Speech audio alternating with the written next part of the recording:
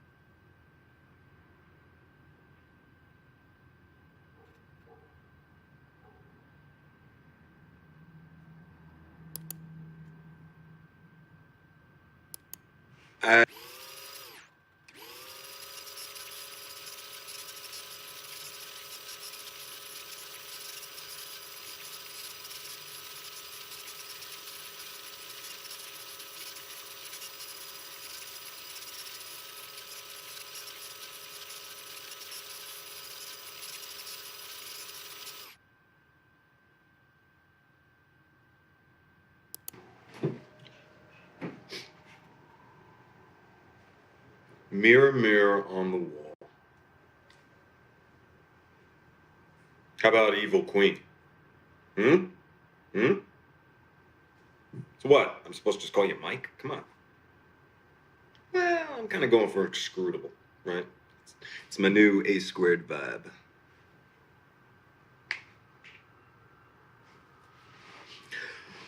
Okay. I am David Jones. I'm 28, which is pushing it, but beards and t-shirts are a good look on me. I grew up in Detroit, but I moved out when my parents died and bummed around a bit. Grew up fast, had fun, and ended up in LA where I sold t-shirts on a boardwalk in Venice. And without meaning to, I became a producer at a video company making schlocky movies, but I made a decent earning. And last year, a good friend of mine died from an accident. And I decided that I was going to start taking things a little more seriously. I decided that I wanted to help make the world a better place. So I moved back here to Ann Arbor to reconnect with a younger, more pure version of myself and also get away from all the bad influences who had my number in California.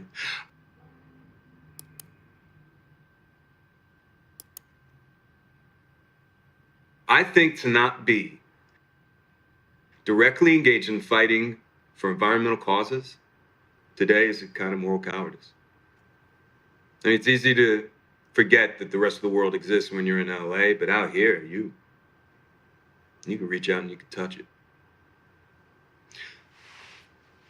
I've only ever been in love once.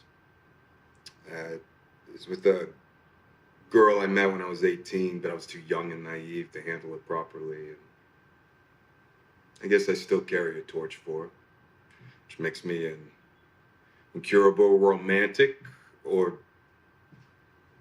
underdeveloped emotionally. I'm a loyal friend.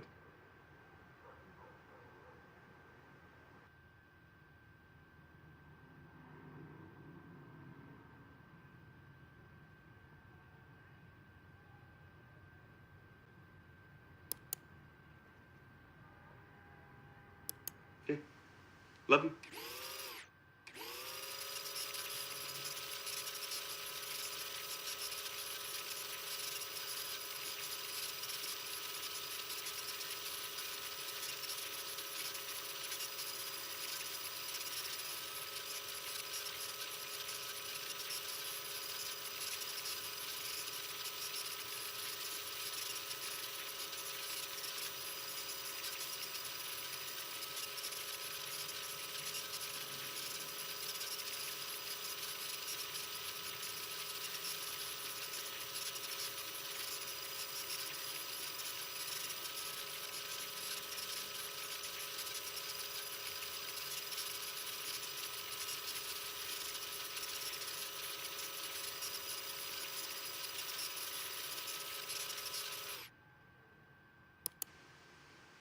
Hey, babe.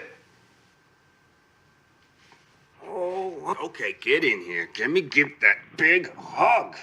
Ah! Hi. No, I'm at my baddie apartment, remember? What, this? This here? This itchy, scritchy, scratchy? Yeah, I'm scratchy, itchy, tickle. How you doing? How was your day? Tell me. Why? Uh-huh.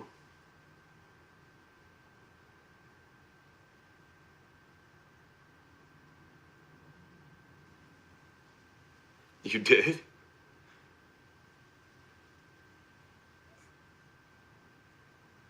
Okay.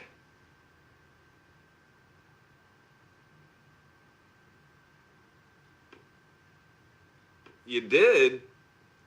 Well, where are we going? Oh. Oh. Okay. I can't wait. 1 sec, all right? All right. Here I come. Hi.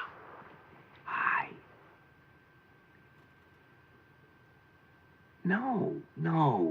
You can't die from that. It just means that you're growing up. You're getting bigger and stronger. And when the tooth falls out, okay? No. Listen. When that tooth falls out, the tooth fairy's gonna come and she's gonna give you money for it. Yeah, you never heard of the tooth fairy? The fairy that comes at night while you're asleep, and she takes your old tooth from under your pillow and she swaps it for money.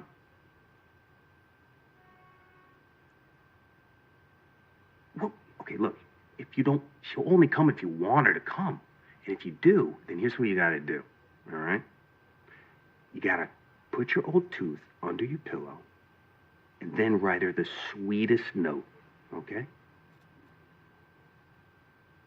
Yes, exactly. It's like Santa, but for teeth. Hey, where's your mom? Will you go get her for me? Take me. Take me anywhere.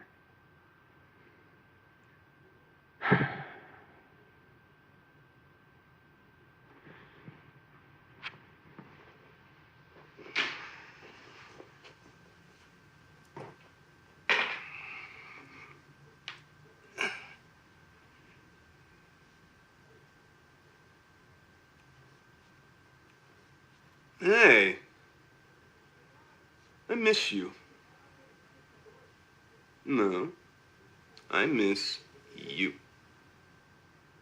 Hey, what do you think of the new apartment?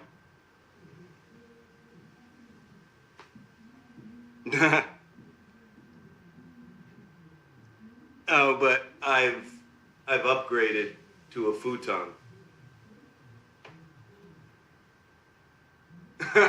Yeah, except they neglected to mention all of the furniture assembly at Quantico, left that part out. By the way, if you needed, say 17 Allen wrenches, I've got them. So you just let me know. Okay. Yeah. How you doing? Tell me about your day.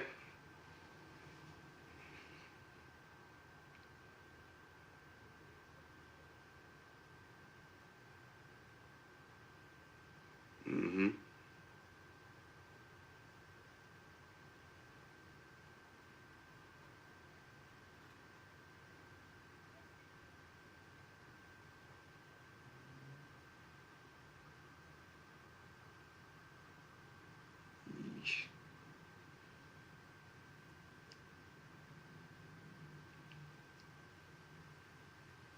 Yeah? Yeah, come with that.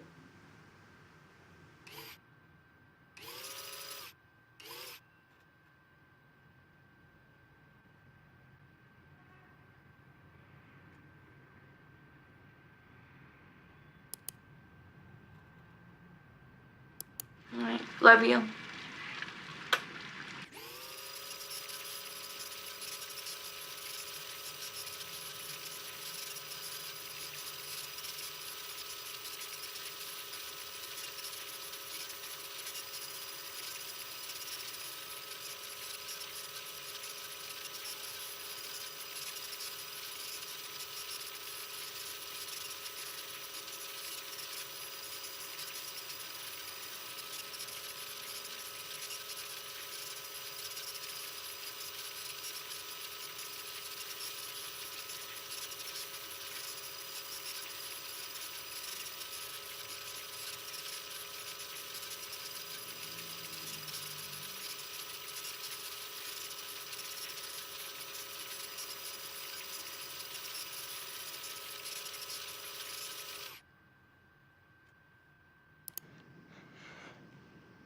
Dada, I missed you already. Hug.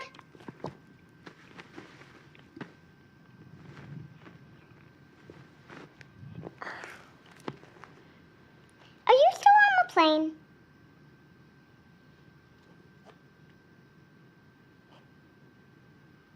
Do all the guys have this? You're so prickly. Ah! Ah!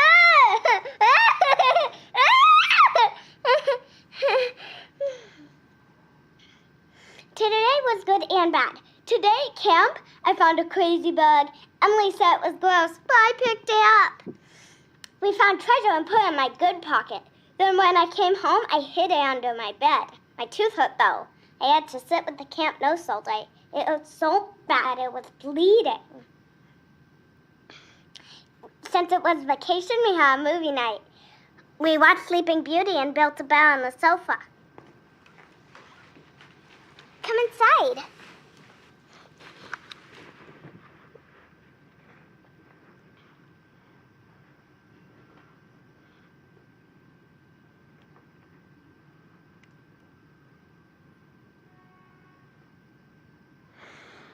Can you die from a sore tooth?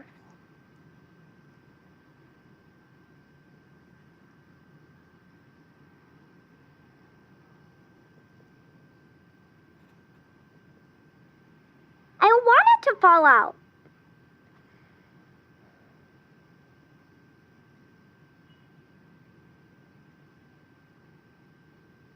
The tooth fit?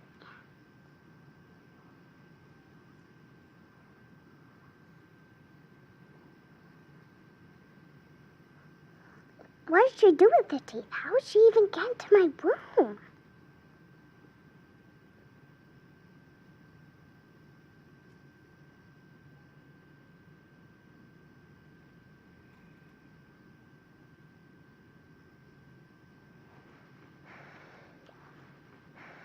It's like Santa, but for teeth.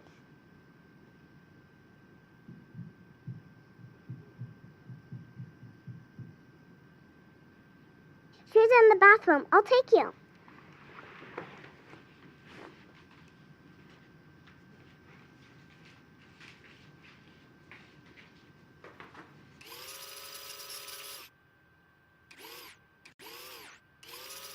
Daddy!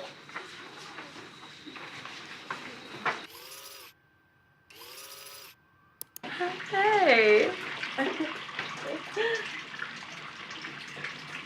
You miss the beach.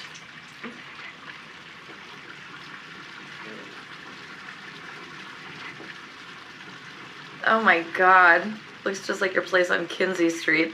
You had that mattress on the floor. I was sure you were a serial killer.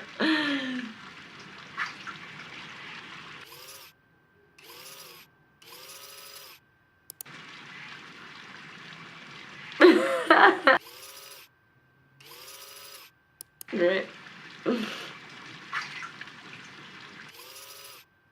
Well, I got Alba ready for camp. Made her a spectacular lunch. No PB&J, otherwise she has to sit at the peanut table. At work, I pulled a messy code blue back from the brink and administered a sub-Q insulin that my patient didn't even feel. Picked Alba up, made her dinner, soup, because her tooth hurts. And then we had to watch a Disney princess movie because Mama sent us the damn box set.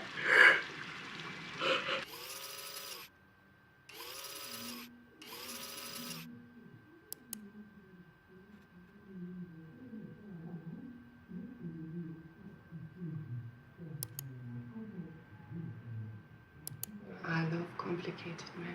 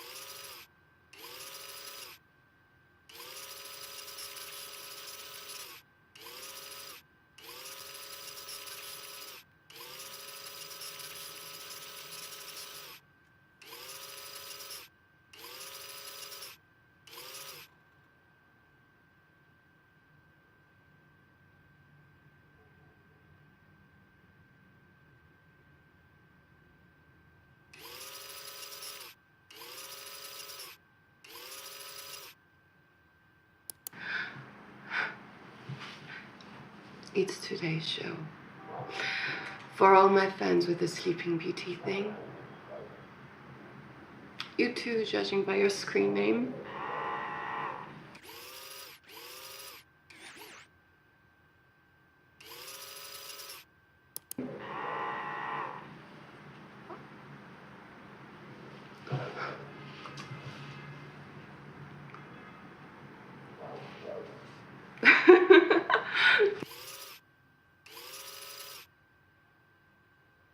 To sleep and the sleeping body has no soul. What do you think this means?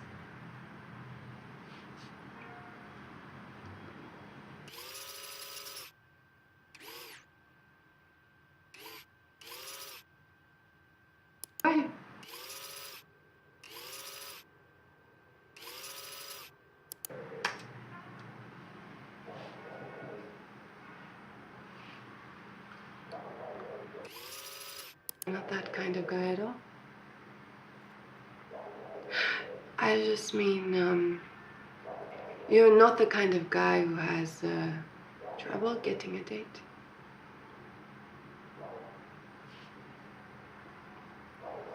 I love complicated men. So, what is on the menu?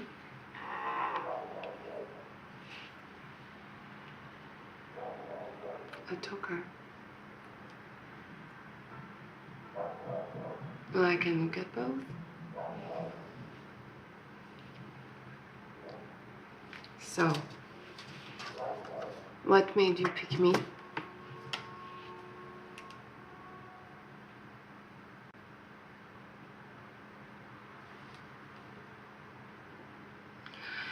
You like your girls a little gothic.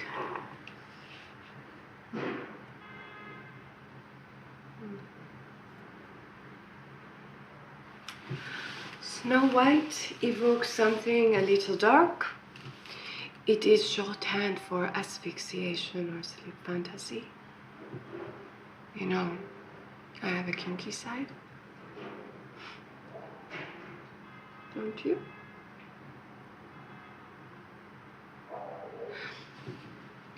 What do you do, Prince Charming? Short for work? You have serious eyes, but I see something a little wild inside.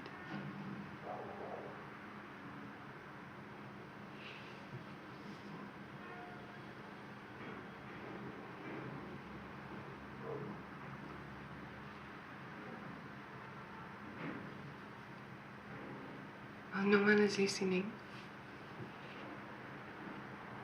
Tell me.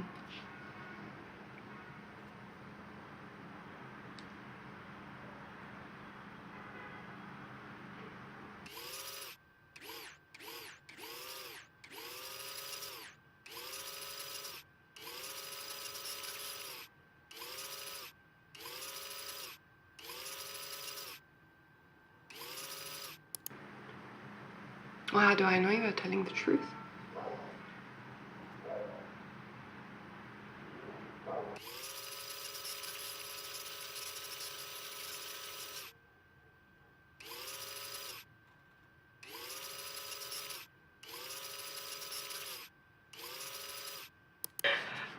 You know, there are other things we can talk about that you wouldn't say to your wife.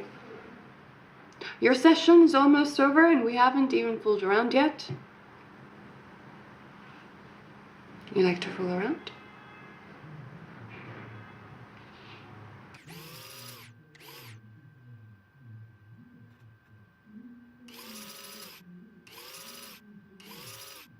Boss. Will you come back some other time? I like you.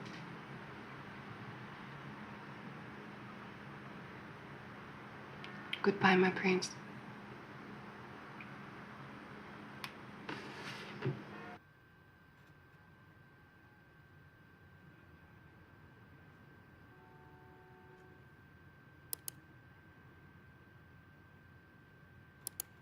To my honey, I'll cruise.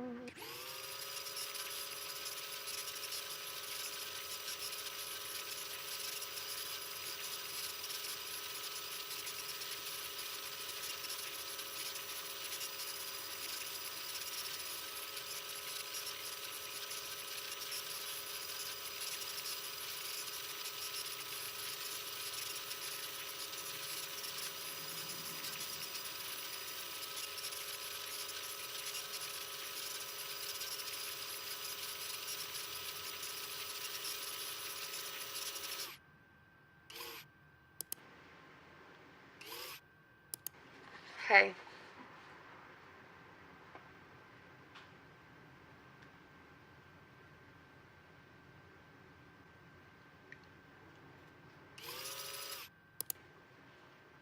Oh, wow.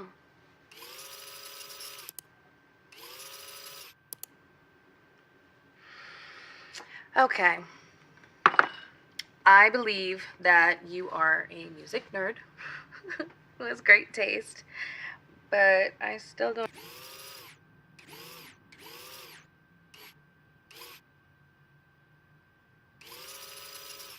I still don't.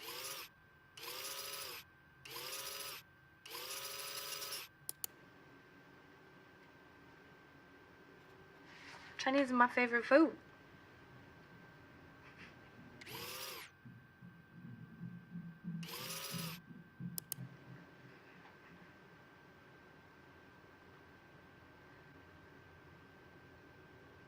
Oh.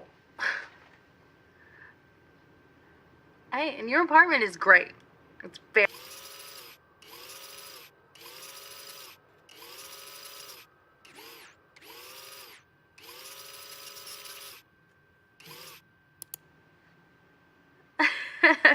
There we go. I'm just about to lock up. I hate this bit. No, I don't mind that. I don't like the dark. It's creepy when it's just me. Ha.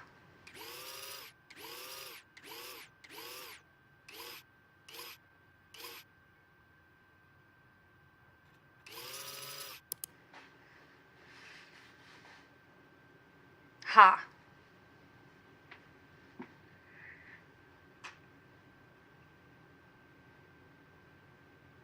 Okay.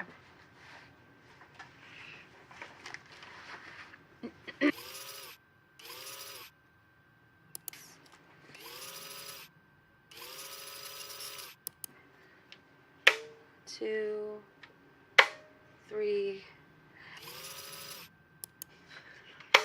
four.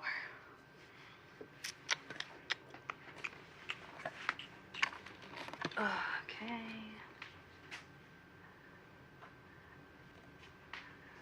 By the light of the silvery moon, I want to spoon to my honey, I'll croon love's tune. Honeymoon keeps it shining in June.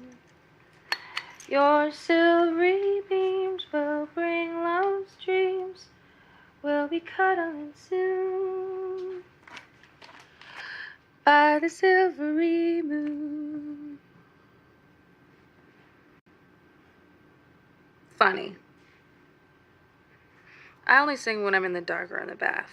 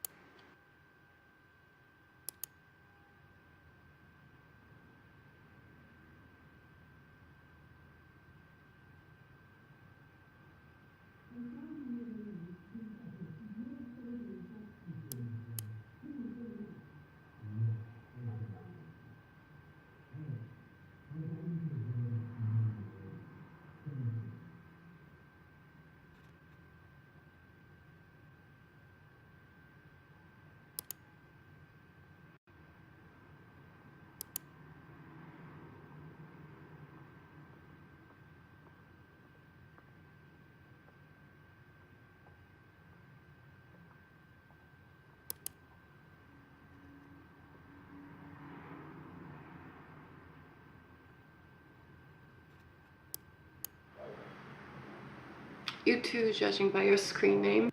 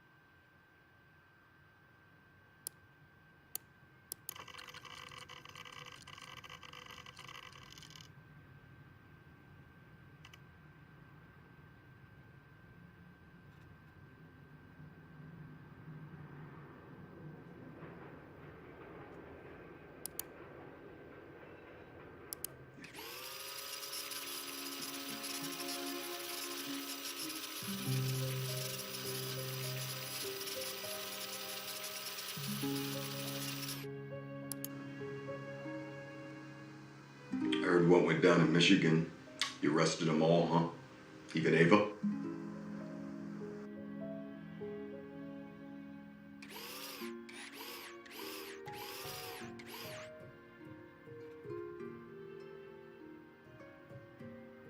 Michigan.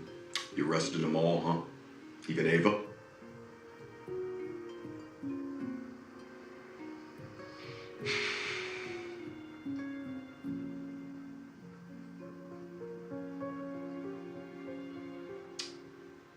All these years, Mike, I have been loyal to the Bureau above all else.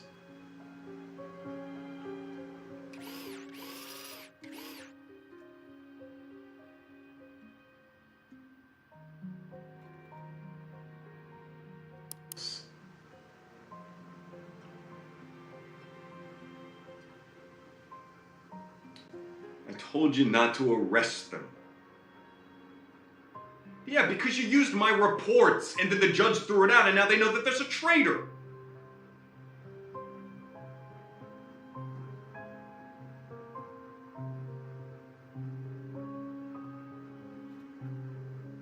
Yeah, because David Jones is dead.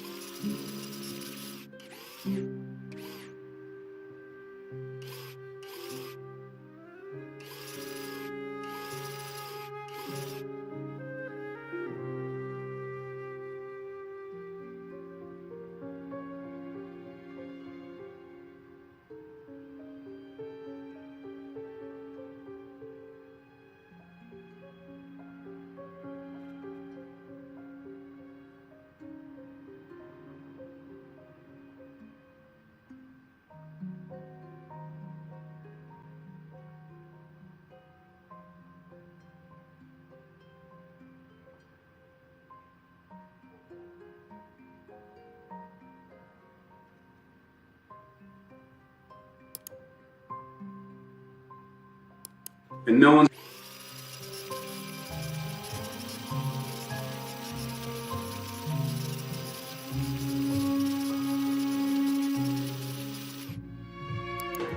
I'm not supposed to be talking, David, not like this.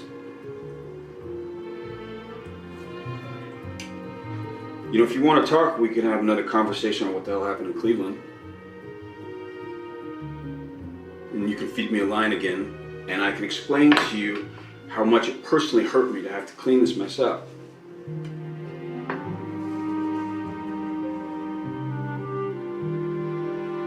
You're loyal. I haven't given up on you, David. The knife can lose its edge, but it can be sharpened again. The other walked.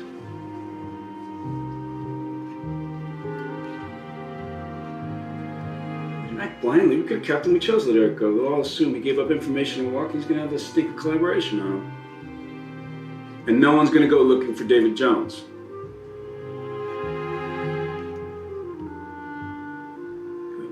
I'm happy I have my David Smith back.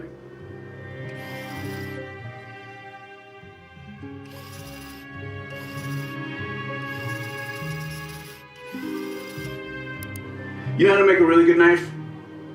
They heat and they cool the metal several times over and it distorts and it warps, and then they hammer it, and grind it, and polish it.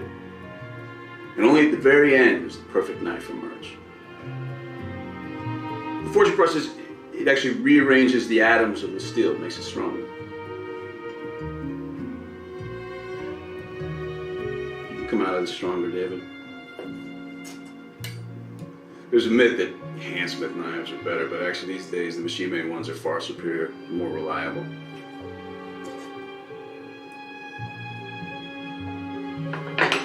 Have a nice vacation, David.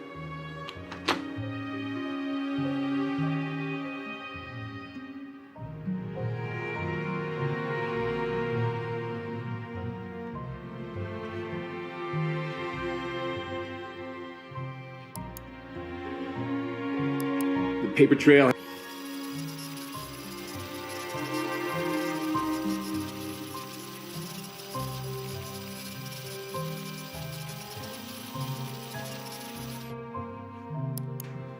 I'm listening.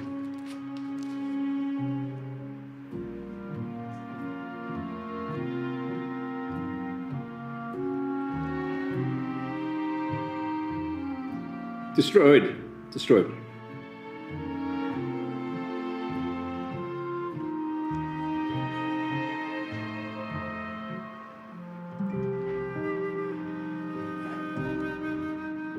Okay, I would like you to treat Chris like one of your team.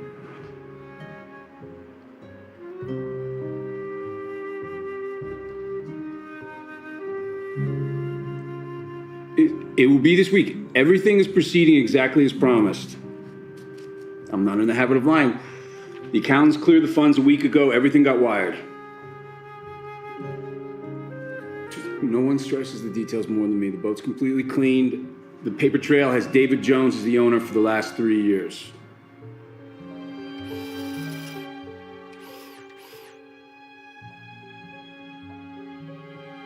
Completely cleaned. The paper trail has David Jones as the owner for the last 3 years. I had them name it the Little Mermaid.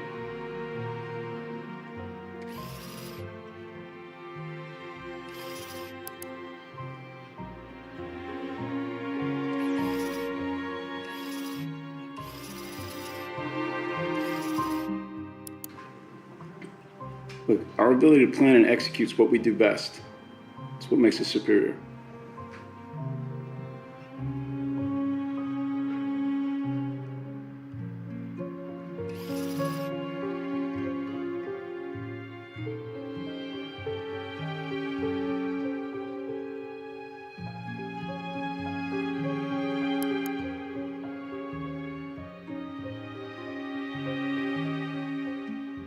And if it's a boy, James.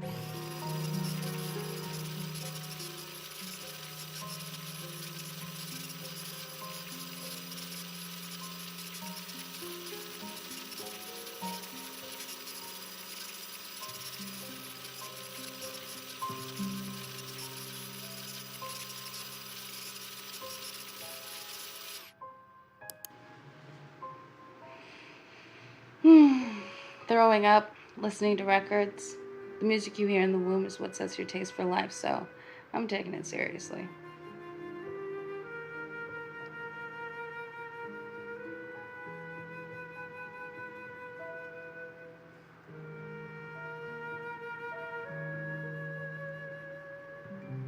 Well, just be careful, David. Don't get in trouble.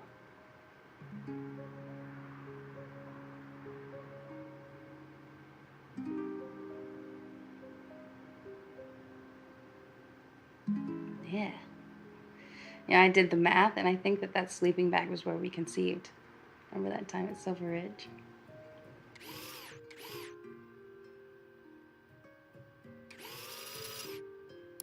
Yeah, I did the math, and I think that sleeping bag was where we conceived. Remember that time at Silver Ridge?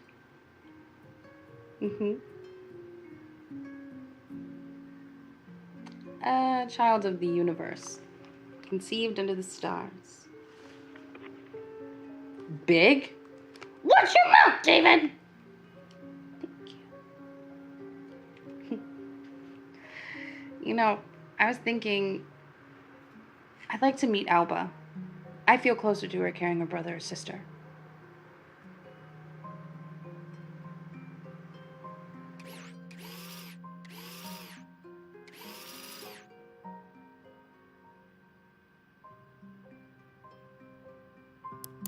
I'd like to meet Alba. I feel closer to her carrying her brother or sister.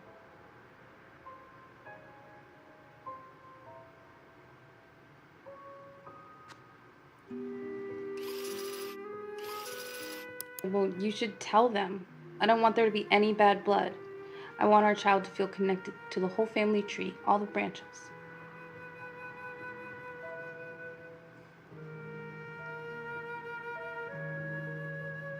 Such a responsibility. If it's a girl, Jane Mary Jones Martin. And if it's a boy, James David Jones Martin.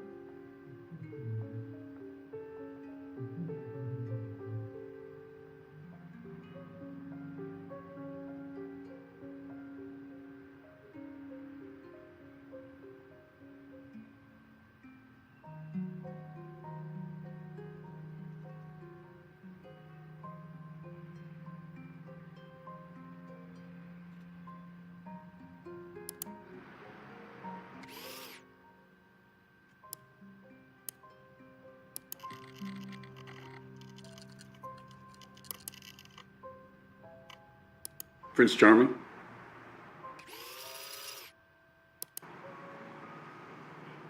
Prince Charming?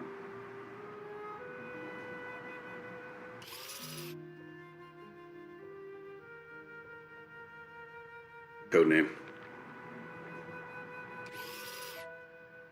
Need a code name.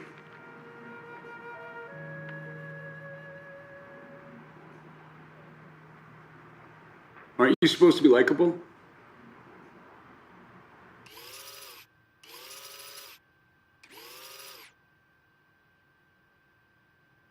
All right, let's just have you run through your legends so I can tick this box and we can proceed.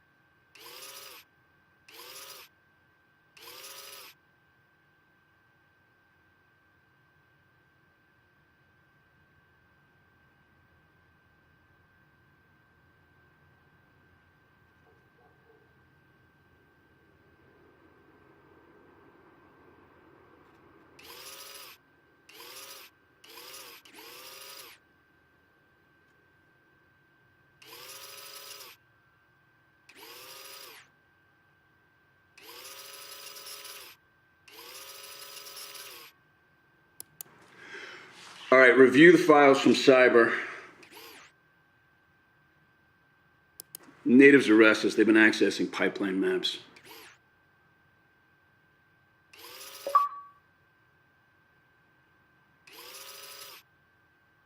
Next convergence.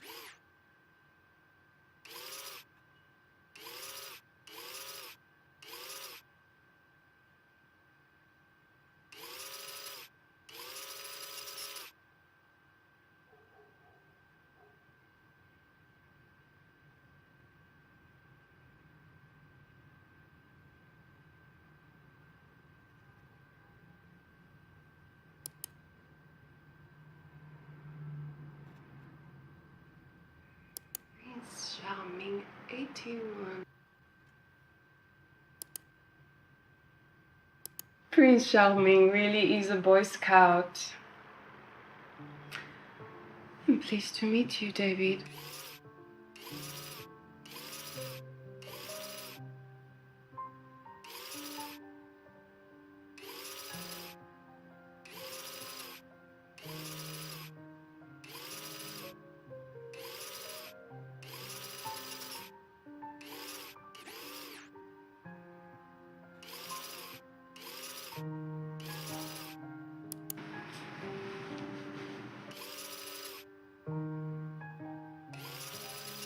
I was a ballet teacher. I was a part of the Paris.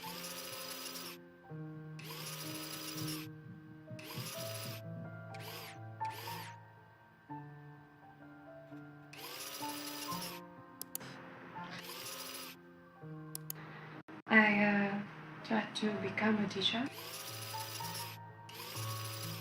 I knew about the time the Bolshoi Ballet visit. And I finger banged the prima ballerina playing Giselle just to get inside her head, like you had.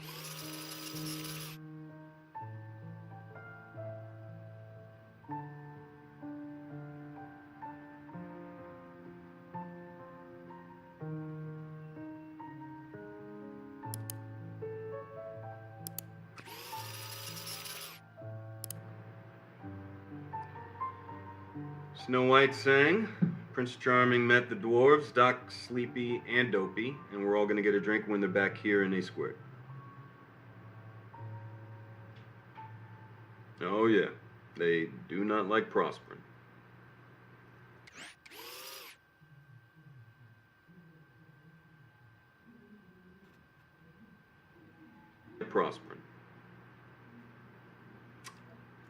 Hey, so is that where we're getting our intel? From Prosperin?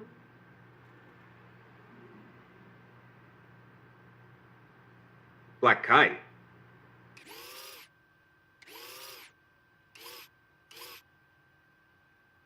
Hi. Well, you just make sure they stay out of the way of the professionals, okay?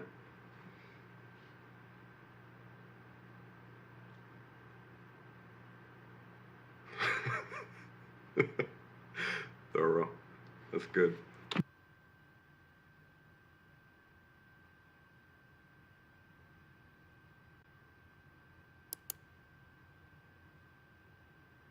Prince Charming. Come in.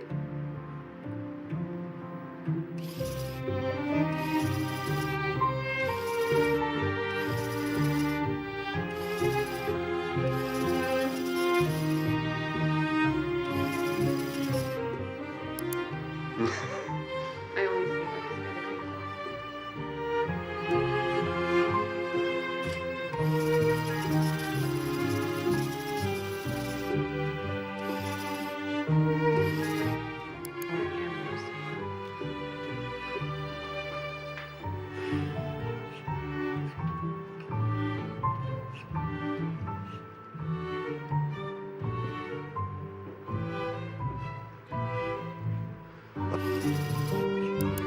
Look, I'm gonna need you to convince me that you deleted these bonds. Okay? I mean, you know how much time you could do for extorting a federal agent, right? Not supposed to scare me.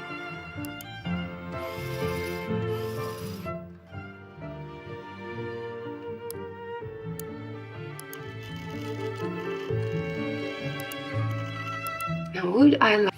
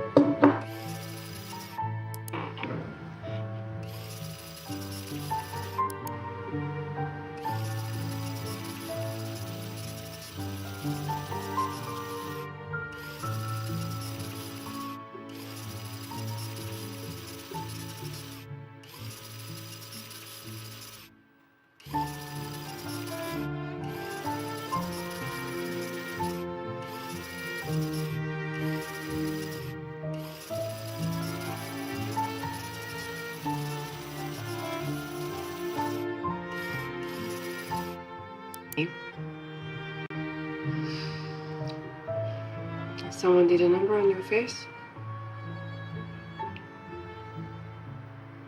Of course, I'll never stop you from telling me about yourself. I find you fascinating.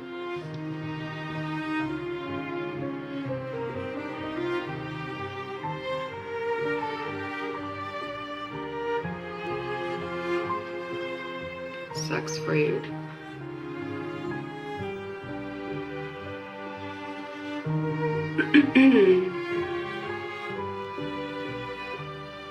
Have you mentioned his girlfriend before?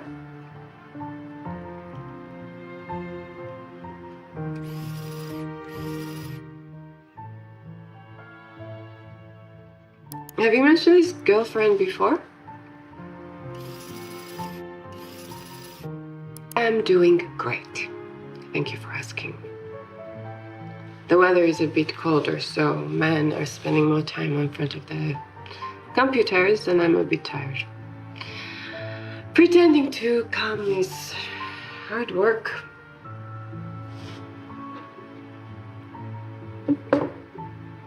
Hmm?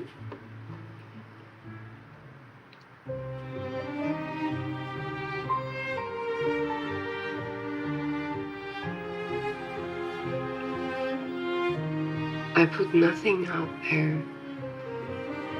Come on, Davy, there's this. And then there is this. What goes inside here? Okay, this is my body. On this silly bed, streaming through this camera. You go on the streets and you put yourself on the line. You put your life on the line in a way I have never done. So if I turn this camera off, I walk out this room, that's me. None of these men even know my real name. Now, would I lie to a federal agent?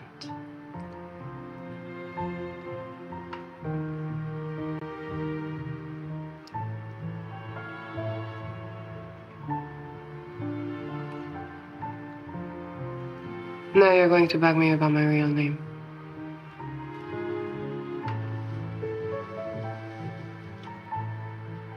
I tell you a true story.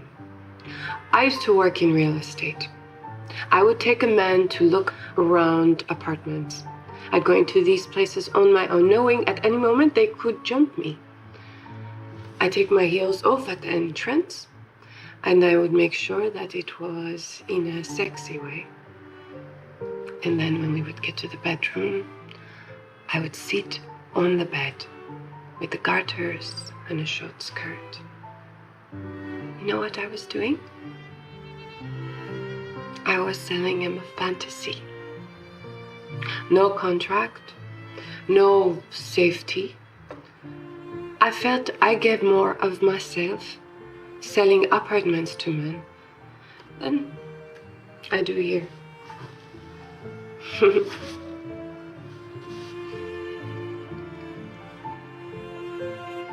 No.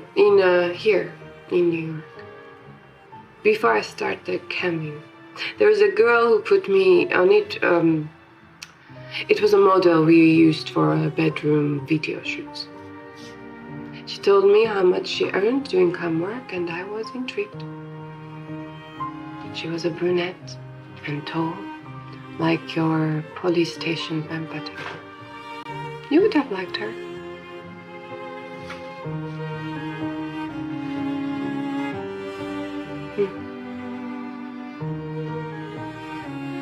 Careful, Davy. That sounded like an admission. Shouldn't you have your lawyer present? Or...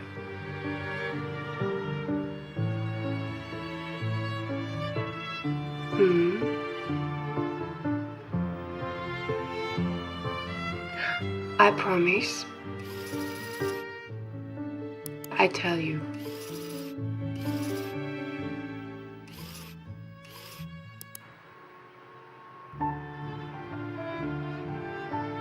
Be safe out there.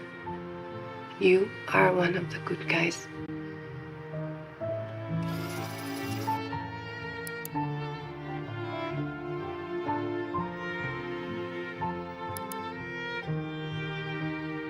On a hard drive under federal.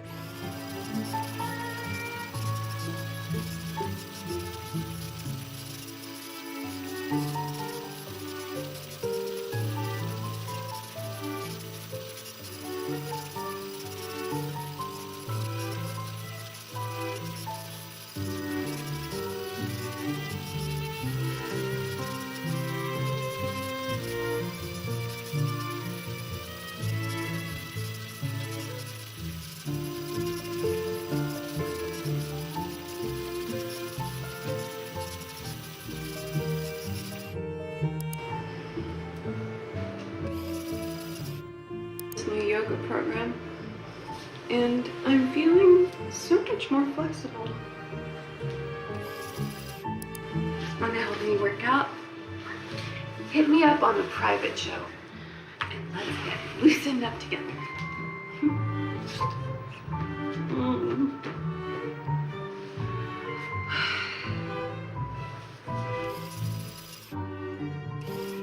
Sure. But you better behave yourself.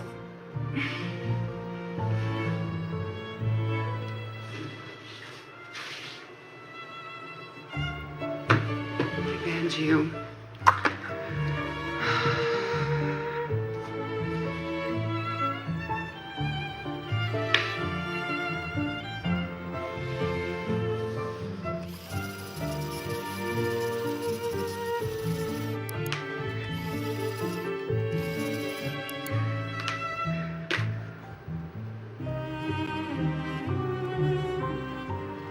There's something real here. You really don't understand. David, none of this is real. Okay. This isn't a bedroom. These are the sounds of New York City.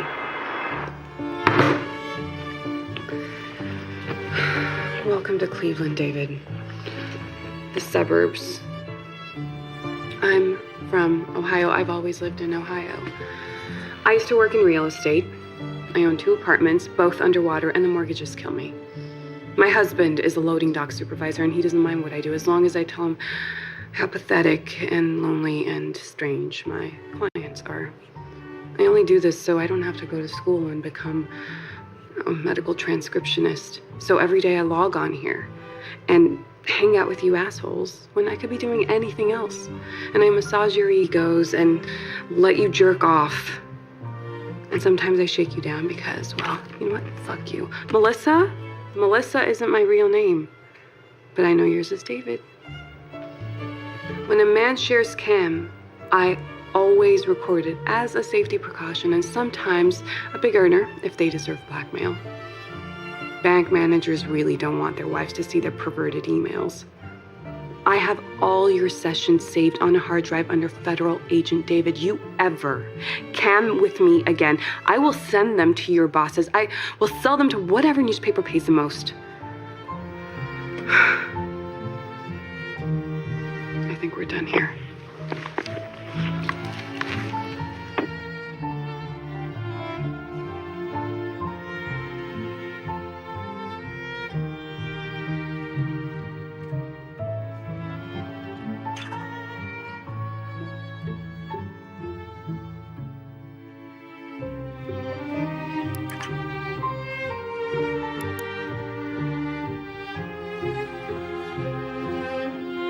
Code name.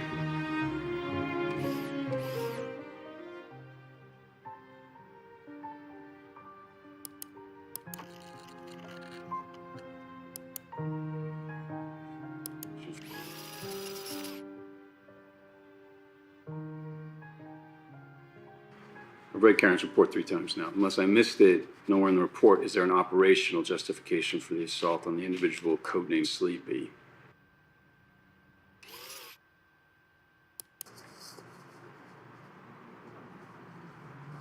Okay, and you're planning to ingratiate yourself into a group that's to almost kill half of its leadership?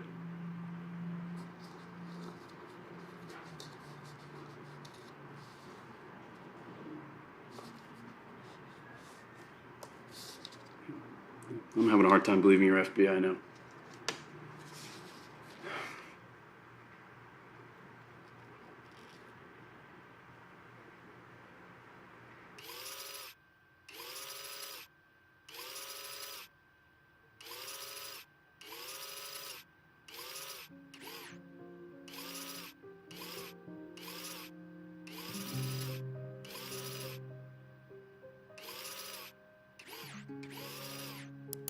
Yeah, I'm just worried you're a little too emotionally involved, David. I mean, these are not calculated blows.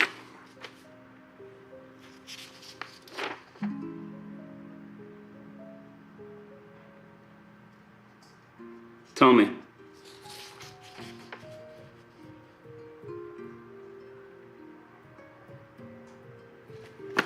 You're enjoying this too much.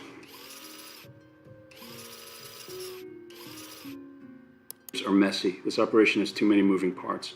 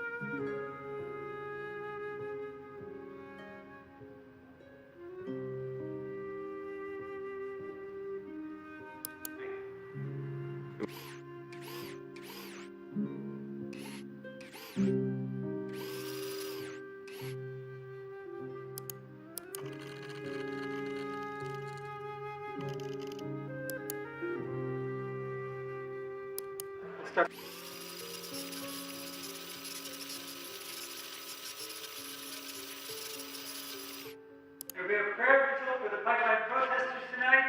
People of all faiths are welcome to come. Details on Facebook. David! Oh, hey. Hey. Nice to see you again. Thank you. Yeah. We didn't scare you off. No, not easily scared. It's normally a little busier, but well, as you heard, some of our members are at Silver Ridge. Yeah. We shut down the access road for 40 minutes today. I heard about that. I actually been meaning to get up there. It's a good way to get a lay of the land. Yeah. Go ahead. Help yourself. We'll start back up again at 5 on the Prosper and Push. We're calling shareholders to ask them to invest in the people of the River Valley. Great. Done. Okay. See you. Thank you.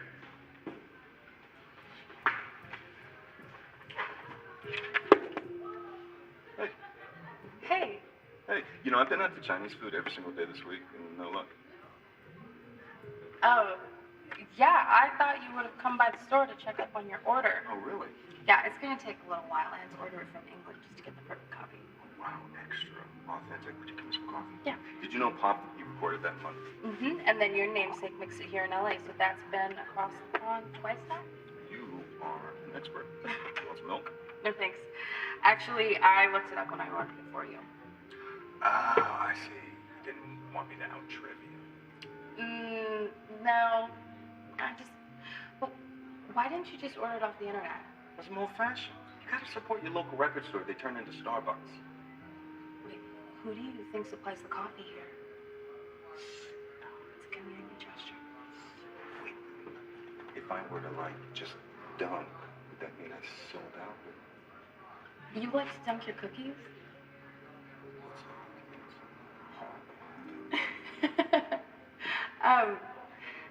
Would you like to get a drink somewhere? Like right now? No, I mean sometime. Like drink, or like what I call prospering investors boring? I mean, sure, we could call some investors, but I was thinking more of a drink. There's this old man bar, the Tavern. They have this jukebox built with Joni Mitchell albums. So? Cool. Yeah, I'll call you. I have your number. All right. I gotta catch Sean. So, Go to. bye. Bye.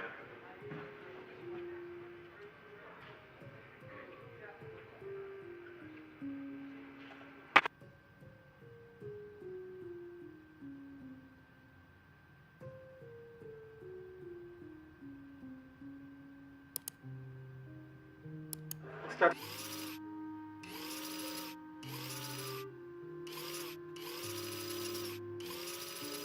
Hey.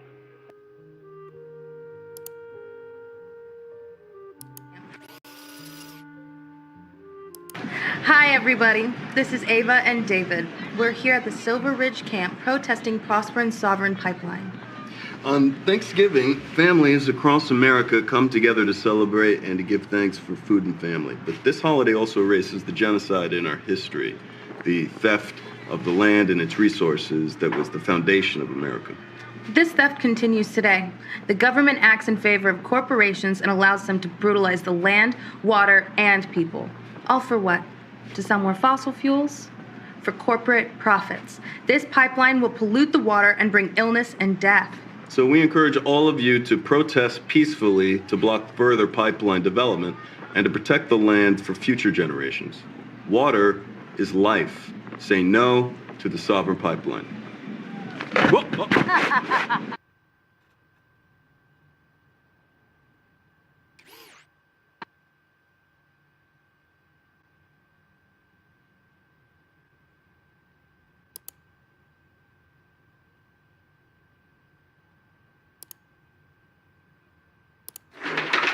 They're criminals. Yeah, exactly.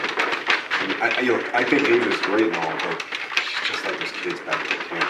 You know, they just want to get together, paint some signs, sing some songs, and then upload it to the internet. She's young.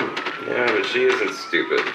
No, she's bright. I totally get that. But I've been with her to 4 meetings in that Jasmine Center, and they're all blowing hot air. You know, I'm not naive enough to think that we can fix this with Facebook. I saw you at that rally in November. You like causing trouble. There's trouble to be had. I'm not going to run away from it.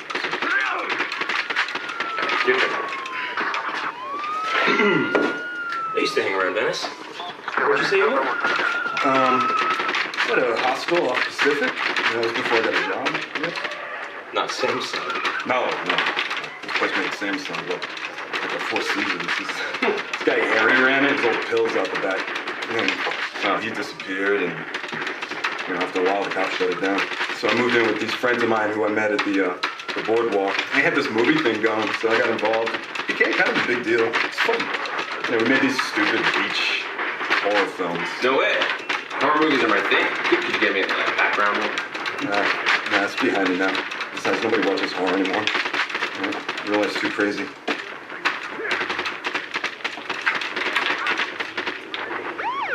Is that?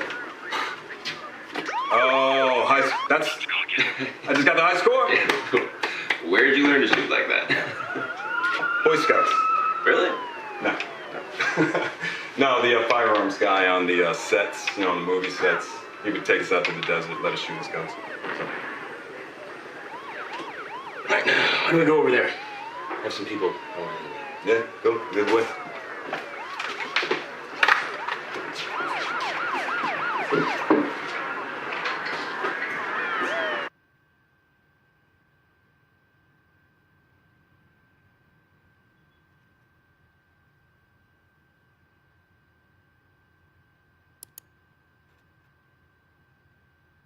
The way Prosperin does it, they have 2 major insurance providers because they can't work on any of their build sites if they don't have insurance.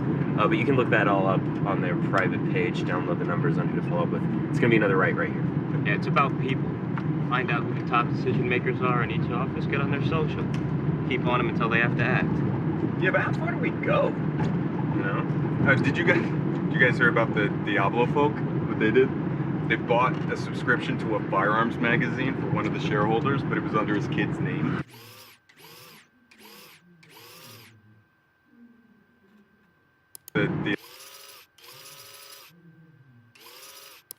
Yeah, but I mean, it worked, because I think he resigned like a week later. All right, let's keep it classy, guys. These people are looking for any excuse they can find to make us the bad guys. Let's not paint a target on our backs. We hear you, David. Yeah, and it's a right up here again. There's some other ops coming up. We have a couple of acetylene torches that get hot enough to cut steel. The valve sites are where the pipe is exposed. If you're fast on your feet, you can hit and run. It can set them back weeks. Yeah, we used to use gasoline and motor oil on the valve sites, but I guess torches would be more effective. One more right here.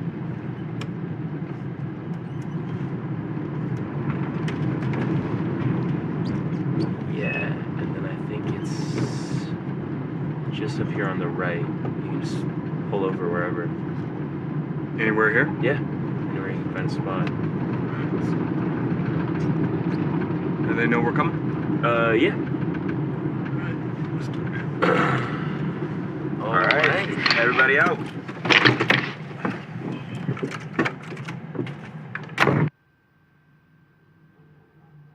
The way.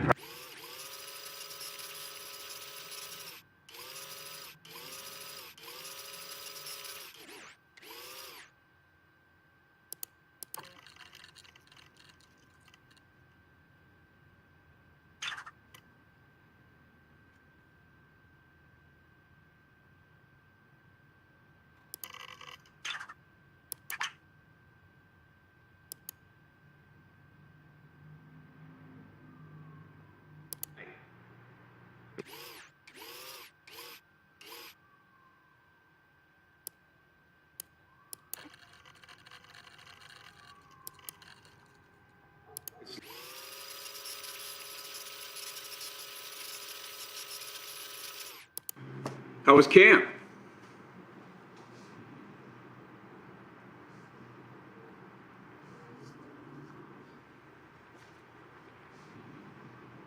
Our eyes hit list too.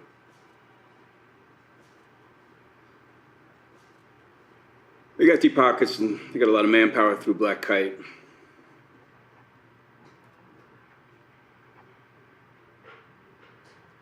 Okay. I found them to be highly professional, and their procedures are very thorough.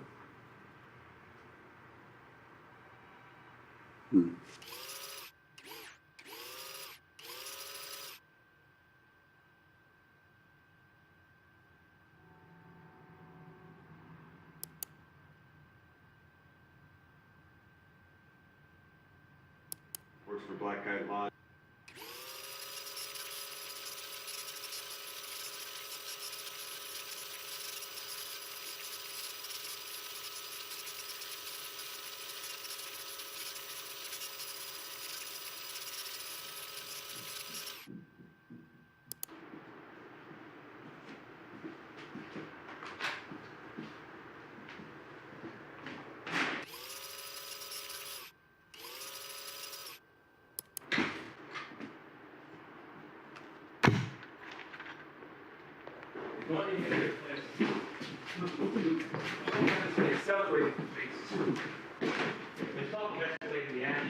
Brainstorm people talking about sabotage on a bigger scale. Hey, David. Hey. You heard anything about that? Yeah, no, that's all internet noise. I don't know. I think it's serious. And I'd like to know if anybody else here agrees that maybe it's time we talk about it. You said before that this was a war. Perhaps that's right. Can I ask a quick question? Why are you always so keen for us to incriminate ourselves? What? I'm not. I'm just... No, you remind me of, Chris. Sorry? You remind me of this guy I saw once. But his name wasn't Chris. It was Simon. Does that sound familiar? Simon McMillan, right? Ex-Army, works for Black Kite Lodge. Everybody's favorite military contractor. I don't know what's that. Yeah, no, you do look a lot like him. But you can't be that Simon McMillan, right? Because then that would make you a corporate spy for Prosper, right? Chris, what is this? Chris? Hey, look, guys, come on. Let's talk about this, okay? So this is true then, what he's telling us right now. What the fuck, Chris? Yeah, see? Everybody, this is Simon McMillan, okay? He is an employee of Black Kite sent on behalf of Prosperin, okay, to spy on our meetings. You are trying to inform on our constitutionally protected activities, pal. It's called entrapment. You cunt! And I had you over for dinner! In my home! Hey, get away from me. Hey, don't touch me. Don't touch me. Hey, look, He doesn't have a wire, guys. He doesn't have a wire. He's probably recording us on his phone. Get his phone! Get his phone! Motherfucker!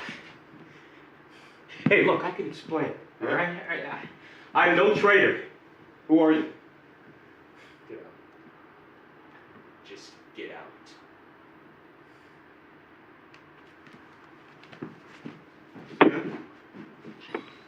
Hey, Prosper, okay?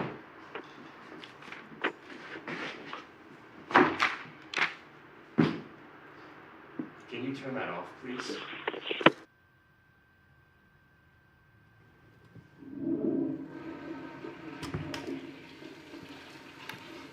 Hey. Hey. I'll keep out of your hair.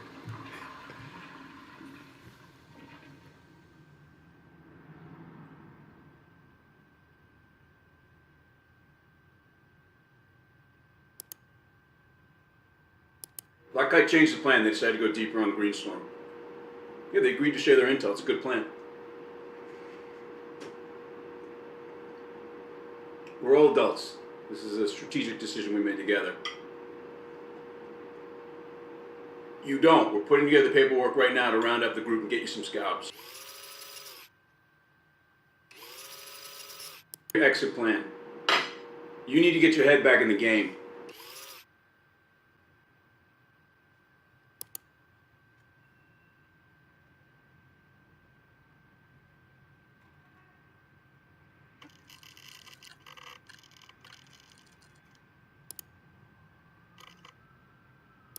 But remember, the long game's getting into Greenstorm.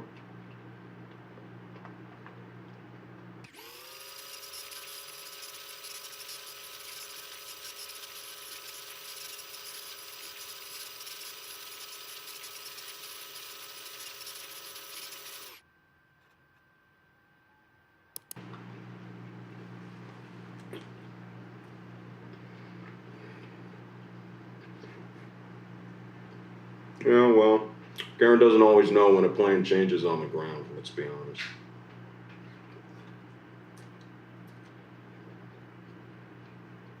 He was taking up a number 2 spot, Mike. And besides, now no one would believe I'm FBI. And what agent would beat up on a member of the group he's trying to infiltrate? Which is good, right? Look, I got an official reprimand, true, but I'm still in.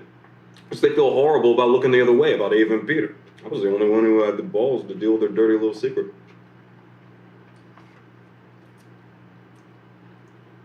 Yeah, I hear you.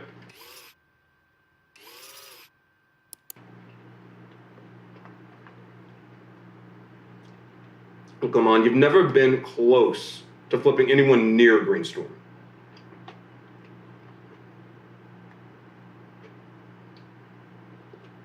No, wrong. I let myself get angry. Okay? Besides, there's good news that Karen's report failed to mention. Ava's moving in with me.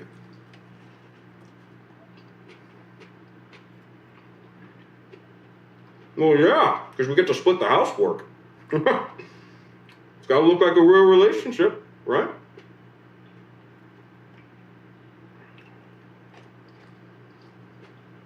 I got this all under control. I promise.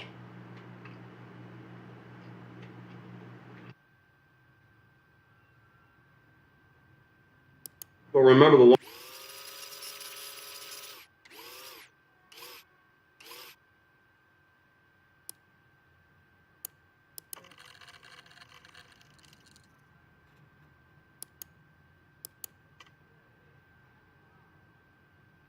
Hey, what's the deal with Ava and Peter? You know, I asked him not to come to that party. Oh, yeah? Tell me what's going on.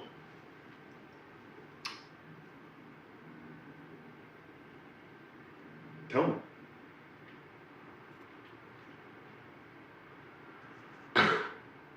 Christ, David. Oh, you look uncomfortable. Yeah, I am uncomfortable. Look, this is not my place. If you want to know about this, you need to speak to Ava. I'm speaking to you.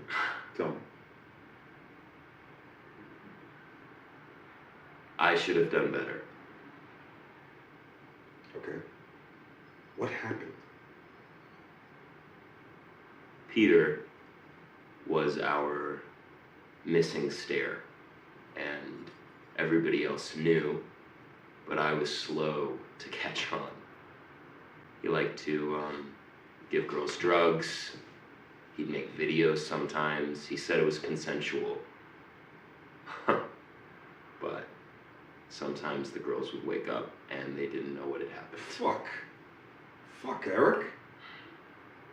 By the time I found out, it was old news, you know, and I told myself, it's just the scene.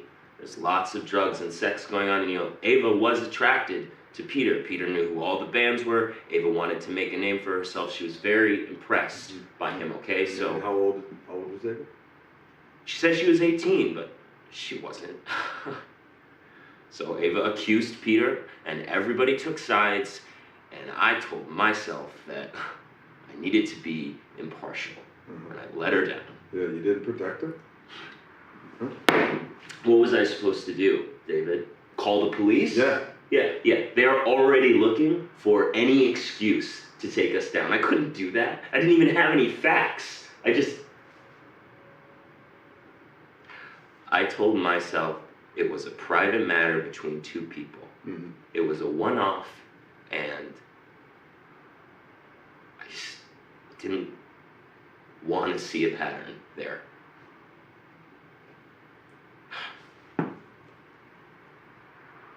Now? Peter is trying to be a good man. Yeah, and you, I mean. What about me? Well, he's still out there walking the streets, so I'm not so sure. But I mean, how are you gonna make this right? I don't think I can make this right, David. Not now.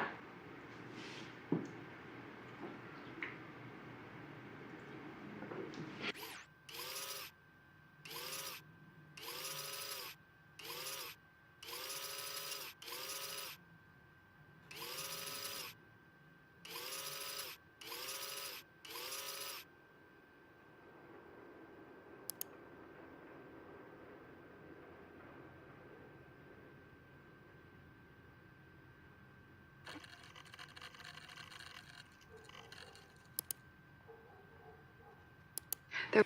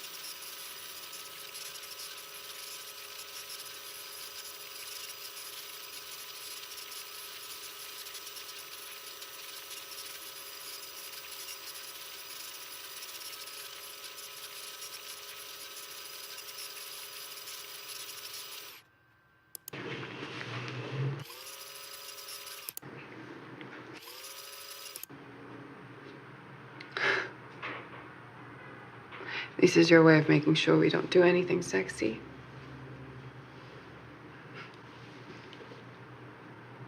Oh, yes. You are a talker.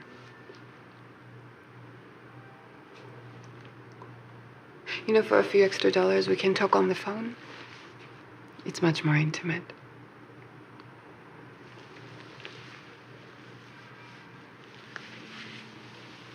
Hmm? Okay.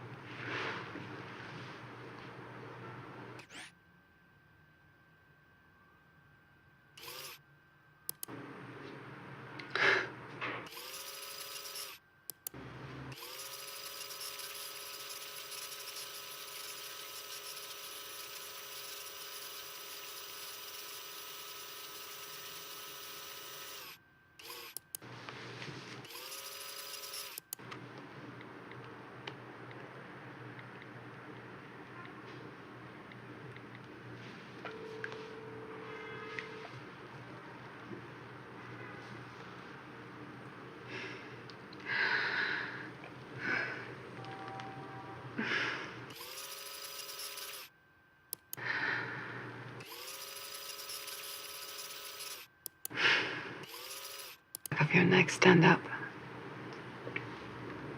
And other parts, of course.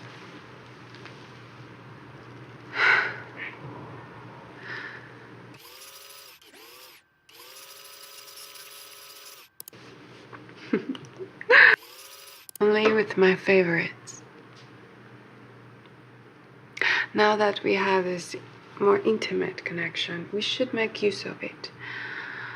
Why don't you tell me something you've never told anyone else? Something bad.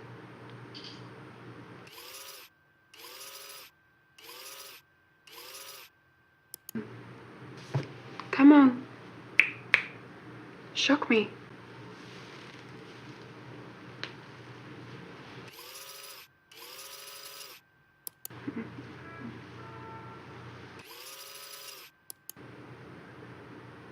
doesn't surprise me.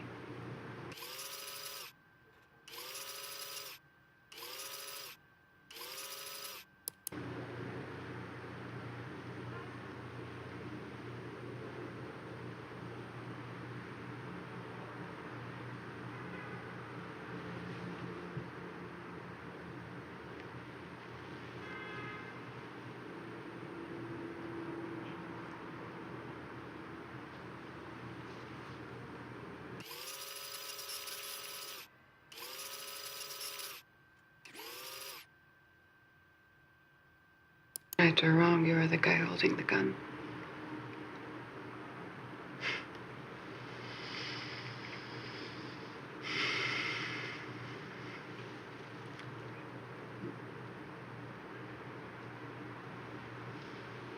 Well, I've never killed anyone. How about, the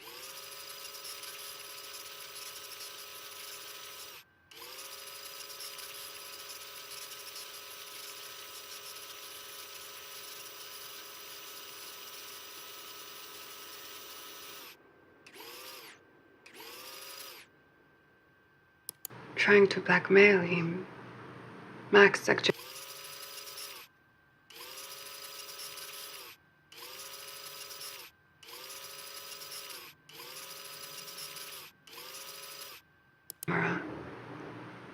He waited till the cop was finished, and then he jumped out.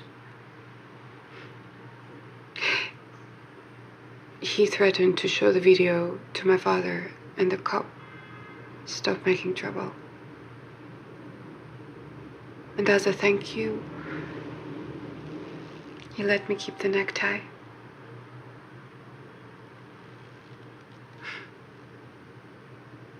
I've never told this story to anyone before.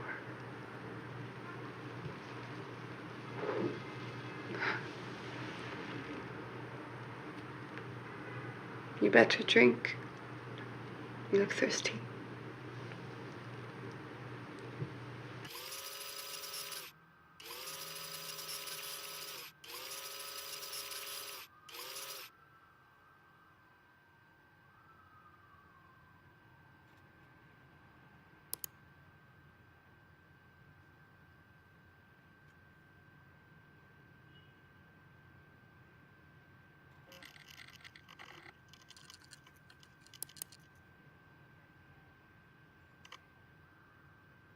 I killed a man once.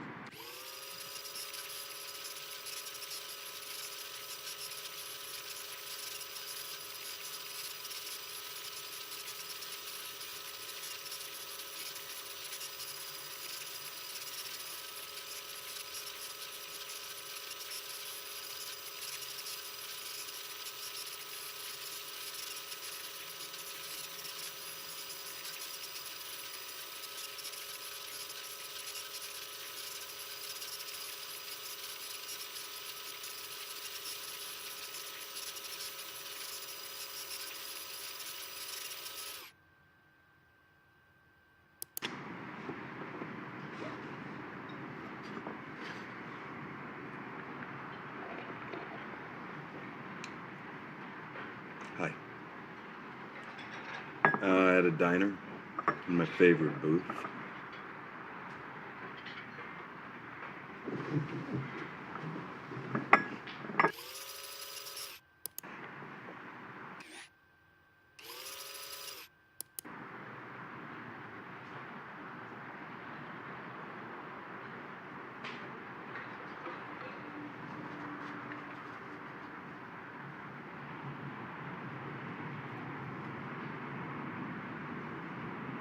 Okay.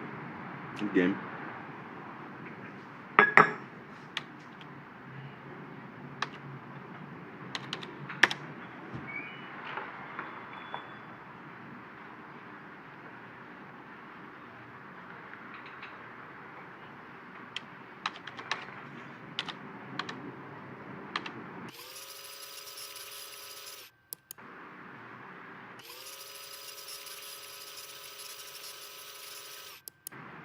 Hmm.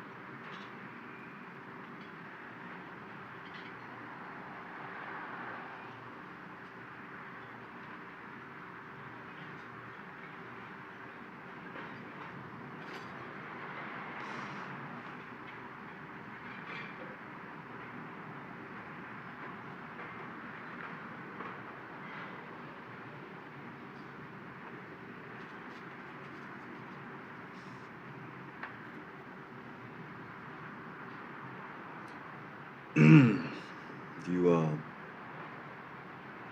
do this a lot with your customers, the phone?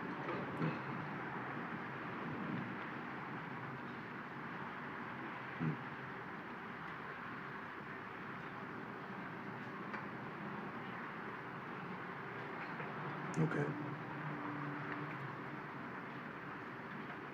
Mm-hmm. Mm. Okay.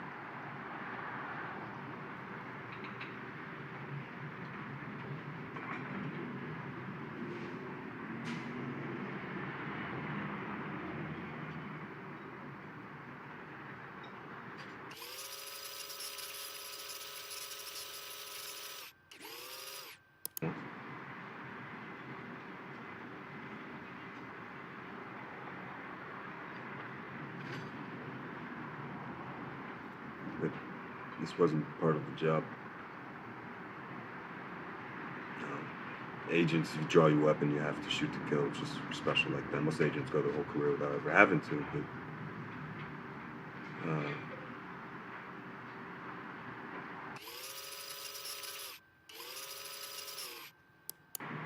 so shot him through the lungs, so he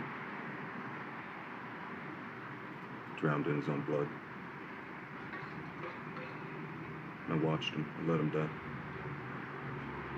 He deserved to die. It was the right thing to do.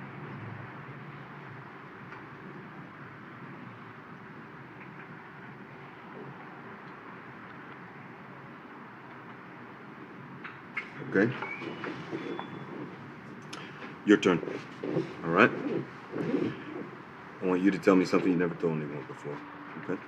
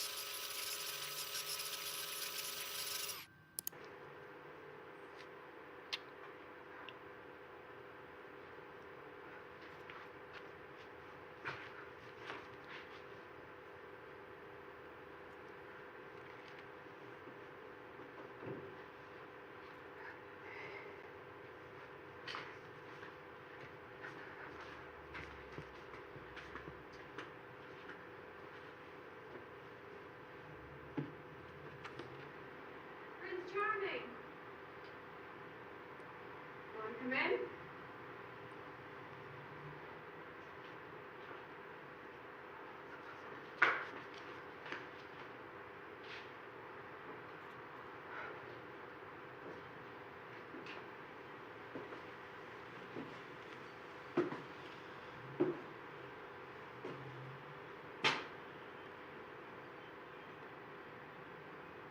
Is your husband home? I don't have a husband. I only say that to scare the creeps off.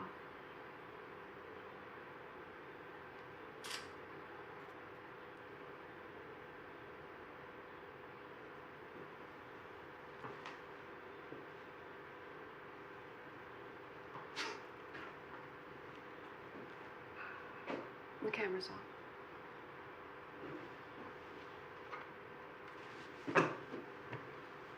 It's a $300 $300 camera, just so you know.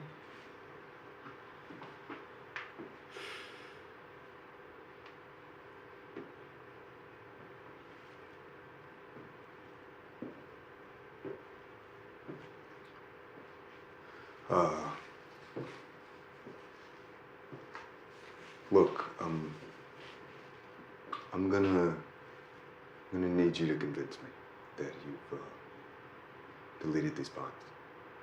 Okay? I mean, you know how much time you could do for extorting a federal agent, right? That's supposed to scare me. You want to talk about this in court? You think I tell dirty stories on my show? Wait till I get on the stand.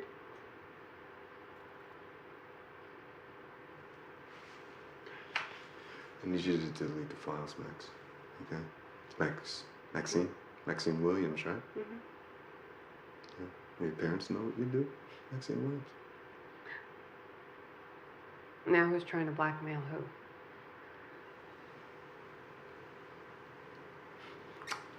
Okay, Max. Mm-hmm.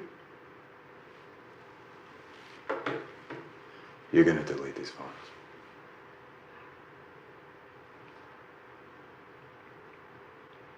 See? Mine's bigger than yours.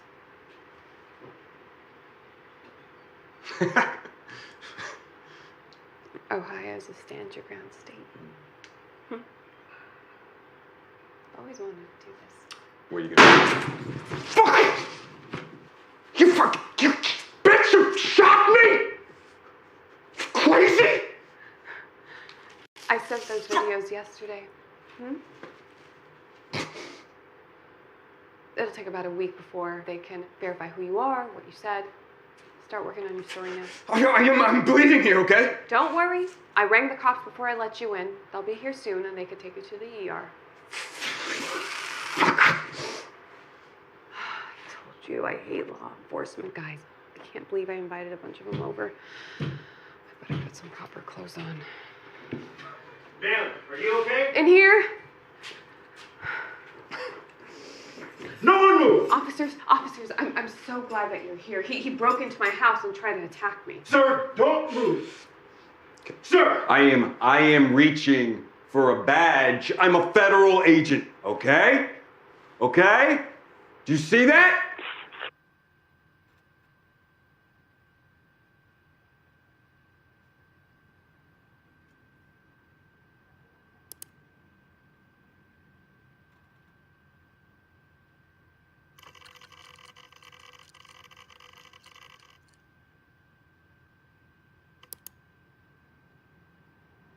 Well, Jason Bourne never had. Hey, honey. Is that a crime?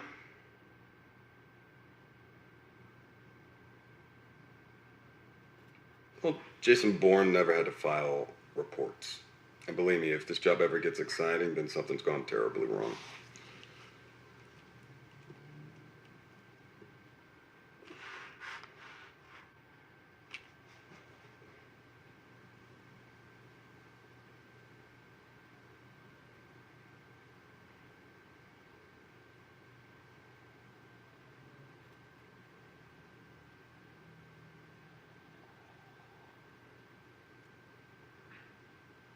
Yeah, Jesus.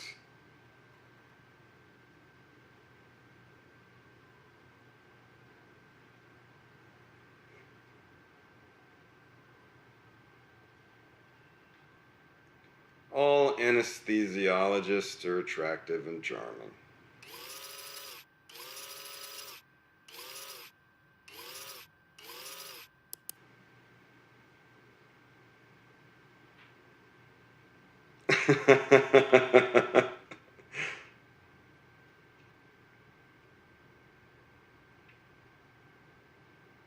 Don't make fun. Stop it. Don't stop. You're turning me on.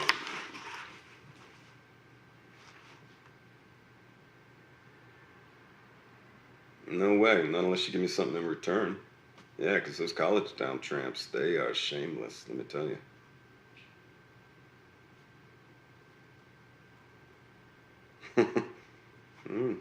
You talk a good game online.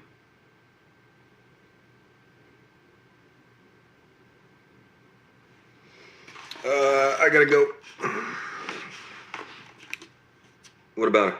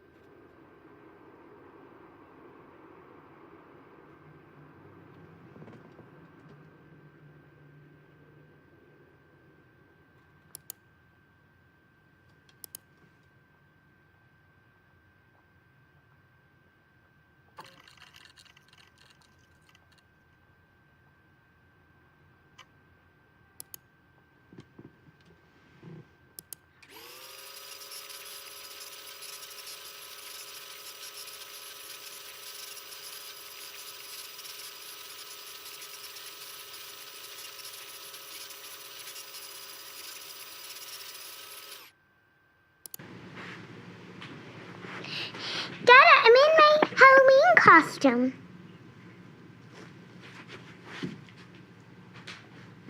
I'm Aurora. I wanted Mama to be Maleficent, but she doesn't want to. Yeah, well, Mama doesn't have Angelina Jolie's cheekbones. Oh, shh. I wanted Alba to be one of the more modern heroines, but Mama bought the costume. So. I love it. And she loves it. Oh, doesn't she look so pretty? Oh, Halloween is so important to children, and I wanted her to feel special. It's fine, Mama. Hey, why don't you go play in your room, sweetheart? Alba is fine. Look, Mama, this is a family. David is here, and he's working. He's always working. Walks in the door and he expects me to have my best face on. Mama. You're never going to keep a man like you're keeping so opinionated. I'll run the bath. Okay. You have to be here for Thanksgiving and the recital, okay? I sent you the date. The Bureau was very insistent that we were a strong family unit. You'd think they'd want to make some effort to keep things that way.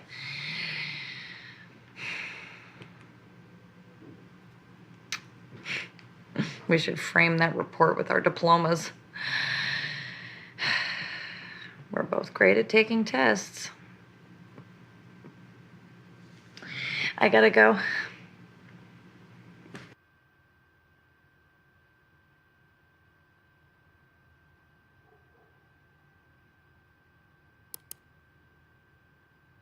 With the Federal Bureau of Investigation, okay? No, just stop it, Emma. Stop it. I protect people. I protect people.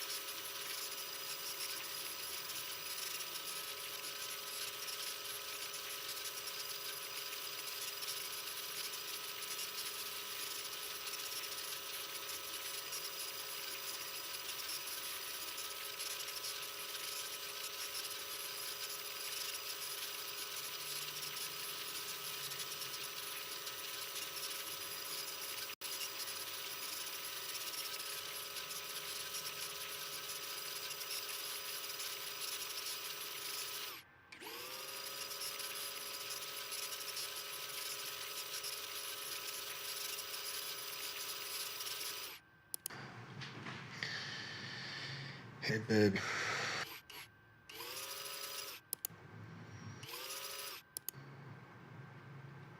Yeah, why not? What? You don't like pink? Since when? Oh, okay. Oh, babe, come on. All right. All right, I'll read you a story if you promise to stop being so grumpy. Okay. Well, no, no, it's okay, honey. I don't need the book. I know them all by heart now, okay? Listen, you have to close your eyes though, okay? And you got to start to sleep. It's really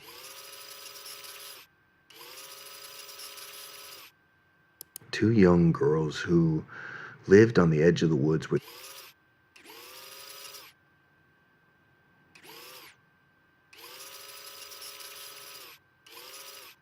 they found a bear.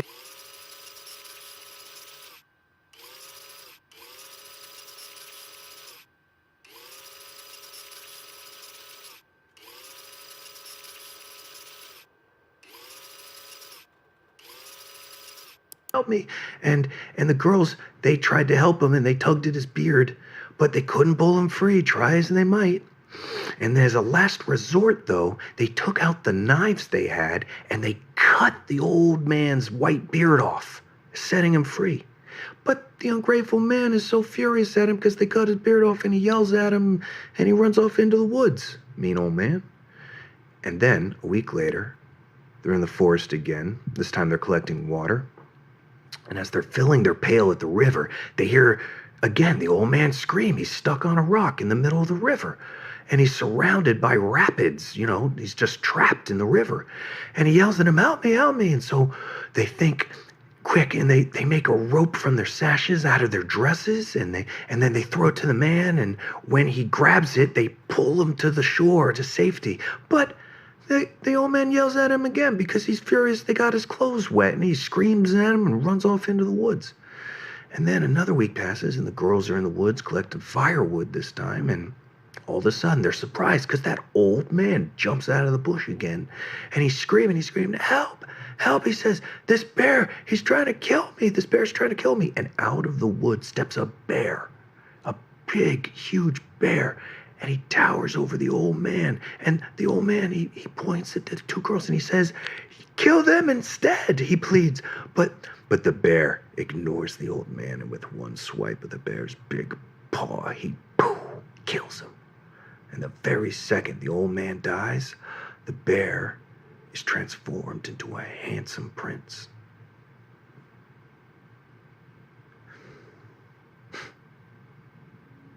And the prince explains that the old man cast a spell on him a year ago after stealing his treasure. And with the dwarf dead, the spell was broken. And soon after, Snow White marries the prince and Rose Red marries his brother. And everyone lives happily ever after.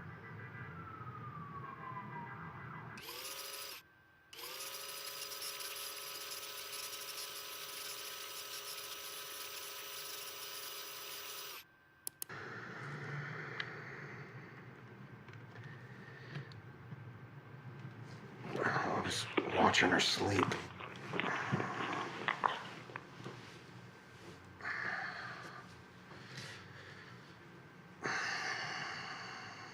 You okay?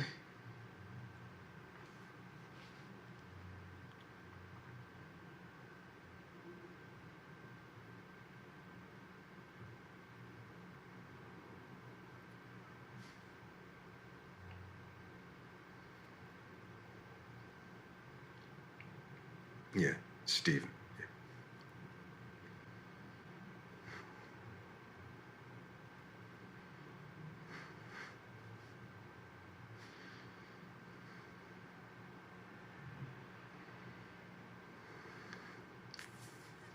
Fuck, Emma.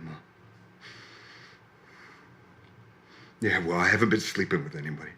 Yeah, no, I am a special agent of the Federal Bureau of Investigation, okay? No, just stop it, Emma. Stop it. I protect people. I protect people.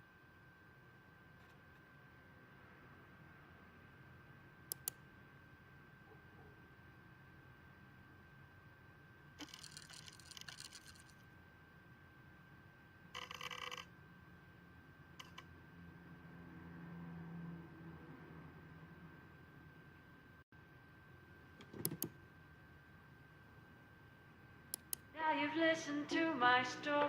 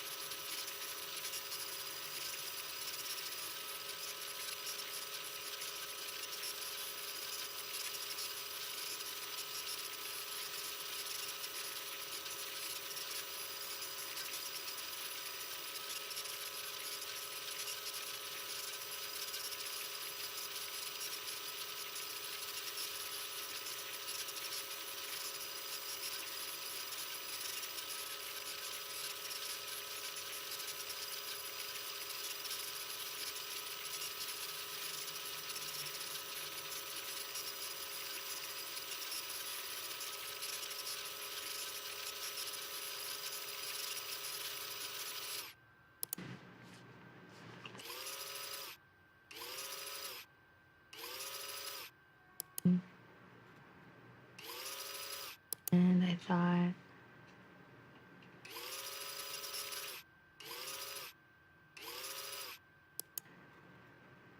I know this is all a bit muddled, and there's a lot of blood rushing to my head, but I'm attracted to you.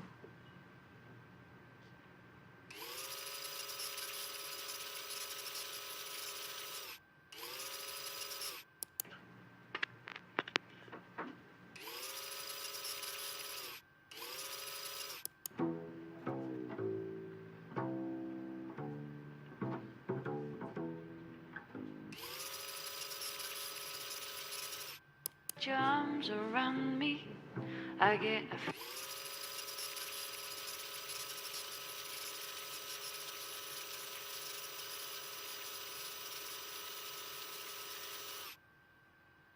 when you kiss me, fever when you hold me tight, fever.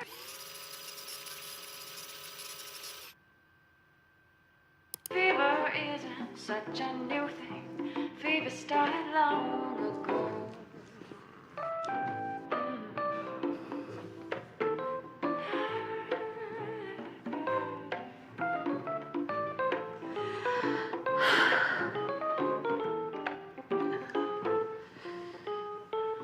Romeo loved Juliet, and man, that Juliet, she felt this. When he put his arms around her, he said, "Oh, Julie, baby, you're my flame. Thou givest fever. When we kiss it, fever with my flame. You fever, oh, I'm on fire. Fever, yeah, I burn forsooth.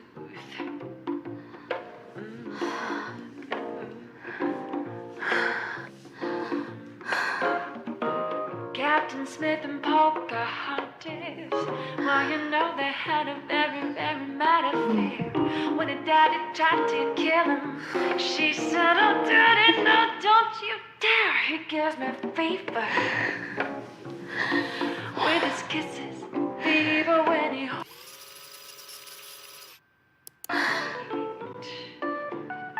Well, that was special. won't you treat him right?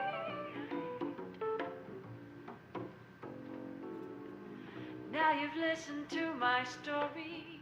Here's the point that I made. Chicks were born to give you fever, be it Fahrenheit or I think I'll be able to manage. Yeah, thank you.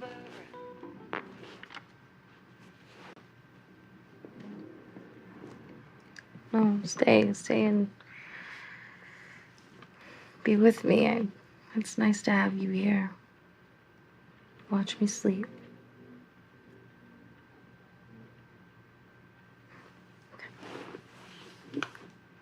Good night, David.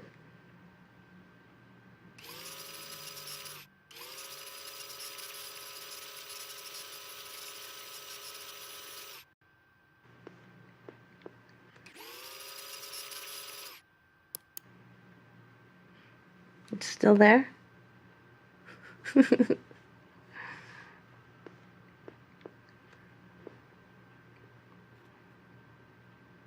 Shh.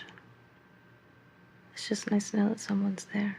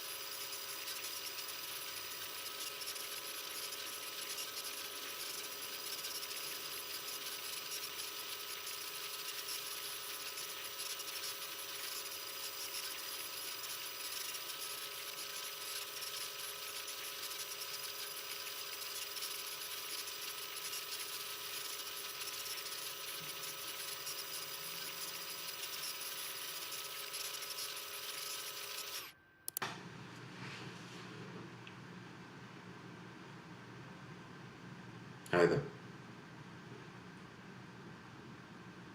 Yeah. Wow. Nice Halloween costume.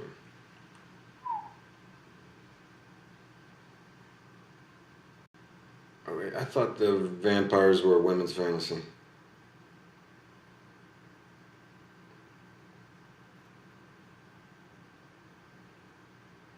Oh, I see. So you bite the guys.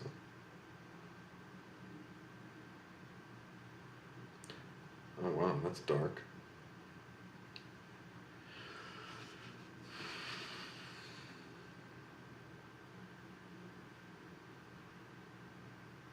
You know, people start with these fantasies and then they escalate to acting them out in real life. You know, they could end up. Okay, touche. Yes, I do. Nobody calls me Davey.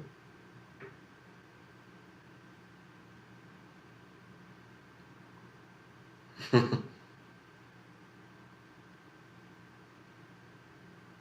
do you know they're not just saying they're cops? Yeah, you are.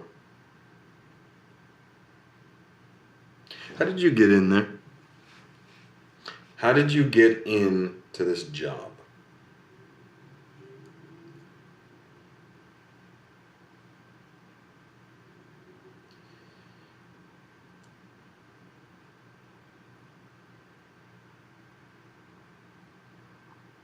No, I already told you I come from a family of cops.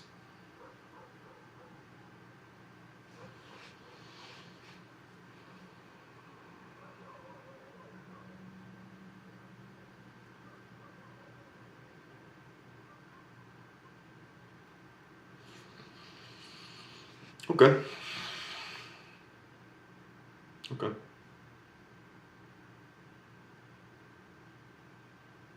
Yeah, I was young. I was a teenager. My father took me to the station with him. I was ill or something and couldn't find anyone to cover for him. So he brought me with him and he put me in the fish tank. That's the waiting room for most of the day. And after a while, an officer comes in with a woman and she's tall and she has beautiful long hair. And she's a suspect or she's a victim, I don't know. She's crying, or she had been crying. Or she's wearing a sexy black outfit with a big coat over her. Maybe somebody put the coat on her. Her makeup's running. She looks like something out of a movie, and I'm watching her. I'm watching her over my Game Boy. But I don't want to take my eyes off of her. And then, after a few moments, a man walks in.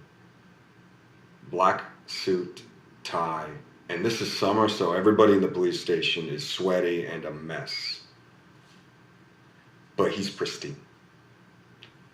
Pristine. He's FBI. And he sits down and he talks with her and she cries on his shoulder and he is so solid and the look of relief and gratitude on her face, and he takes her to the interview room and now she can't take her eyes off of him.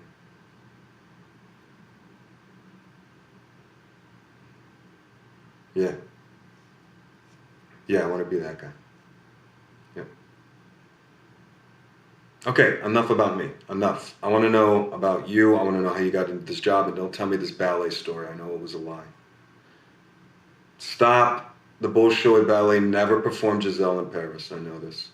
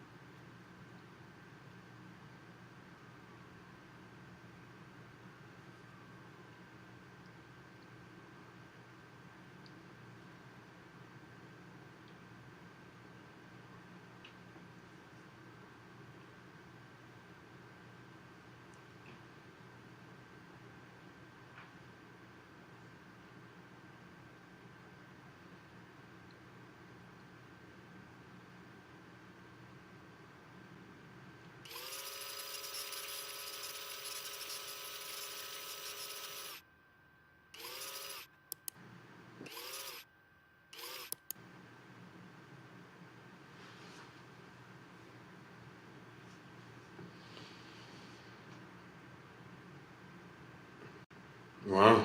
What did your husband think of that tattoo? And what prison was he sent to? Because you said he was arrested for a financial crime. I'm sorry, it's a force of habit.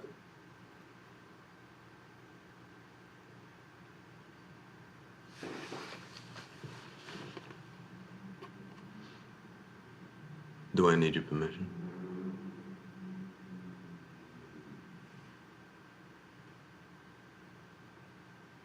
I'll do that. Bye.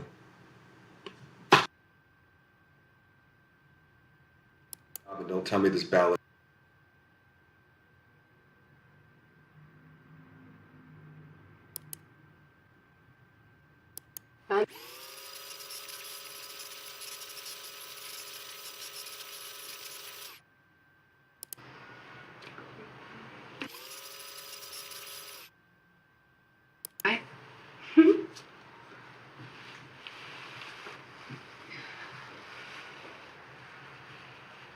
You like it? I'm wearing it all week. My regulars dig the vampire thing. Vampire stories are a way to make rape fantasies more palatable, which works both ways. No, I'm the victim. One of the vampire wives. It's human nature. What? You don't want to take a bite?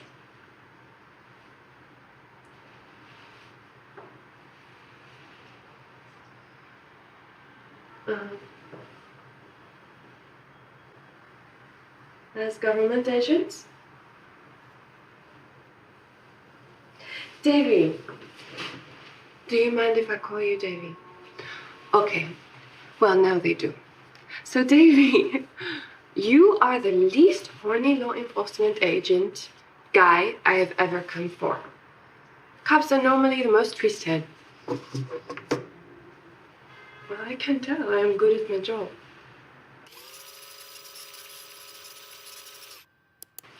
You first. Tell me, how did you end up in such an exciting job? Okay, sure, but it's deeper with you. You are no ordinary cop. What was the moment when you decided you wanted this? I bet you were young.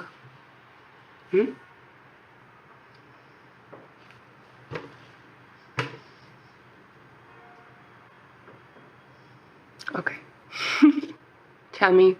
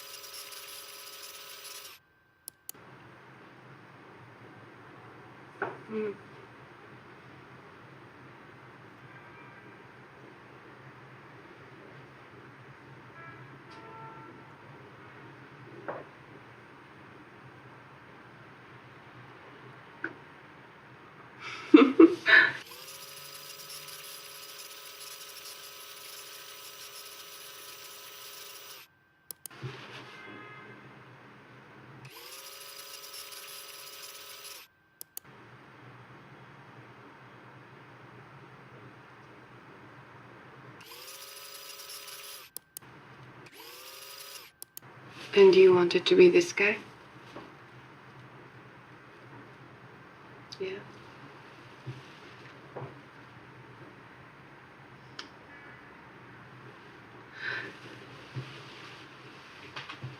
What? No, it was?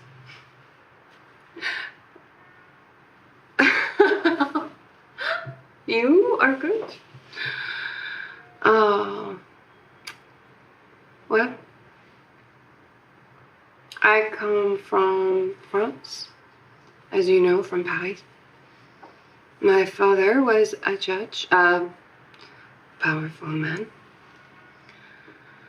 And when I was in school, I was sleeping with a guy who was a criminal. This upset my family. They were worried about a scandal. So my father sent me to America to study. And this is where I met my husband. He worked in a bank, he made a lot of money. But he treated me badly. And so I told authorities about his insider trading. I divorced him while he was in prison. But now I had no money and I had no education, so it's a man's world, Davy. But doing this, I get paid for it. And I can make men disappear like this with a button, which is quite something. Not all the guys are like you, Davy.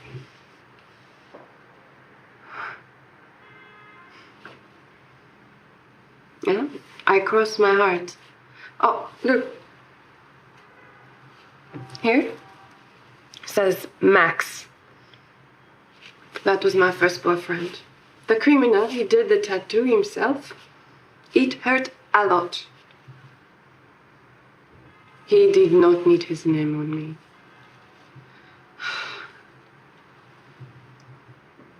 You do not trust me.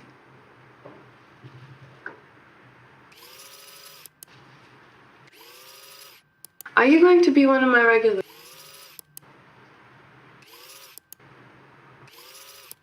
No. You just turn up, tip big. Bye.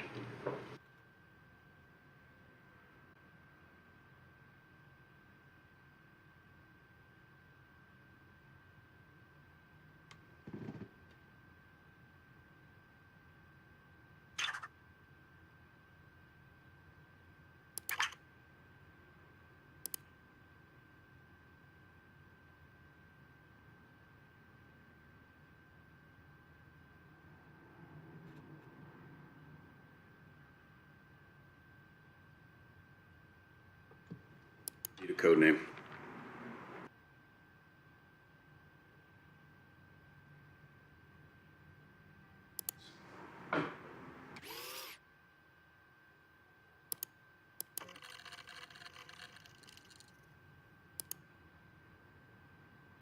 You know, you're pretty.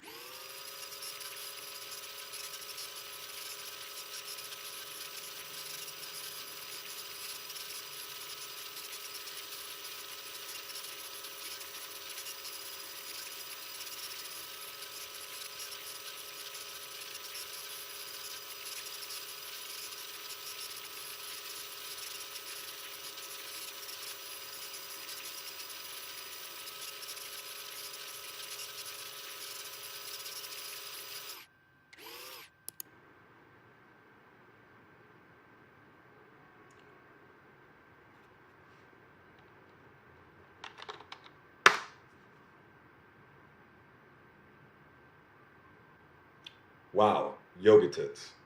I mean, what happened to Snow White?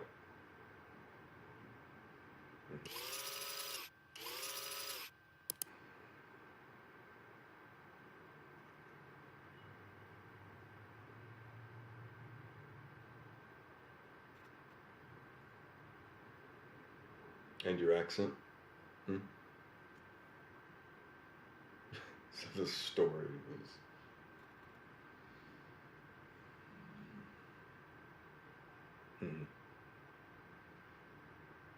I mean, doesn't this upset your regulars, or... Hmm?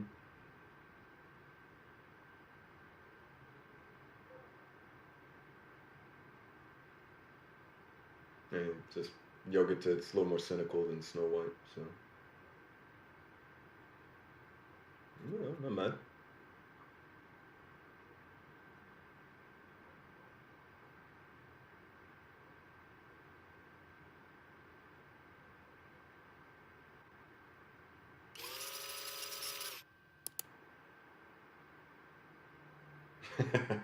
Yeah. Hmm.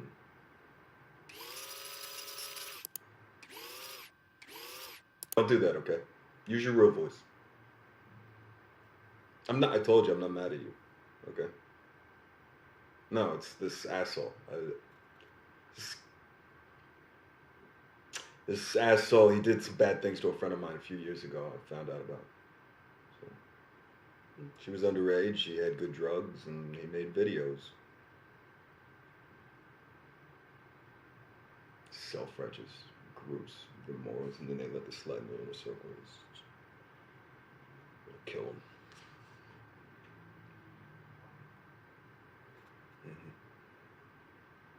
No, because I mean, half of me just wants to be on bars and in prison, and the other half just wants to beat his ass. So.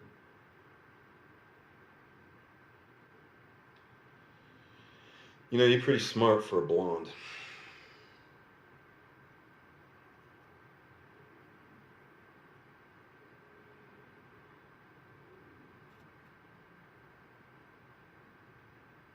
Yeah, it's too easy.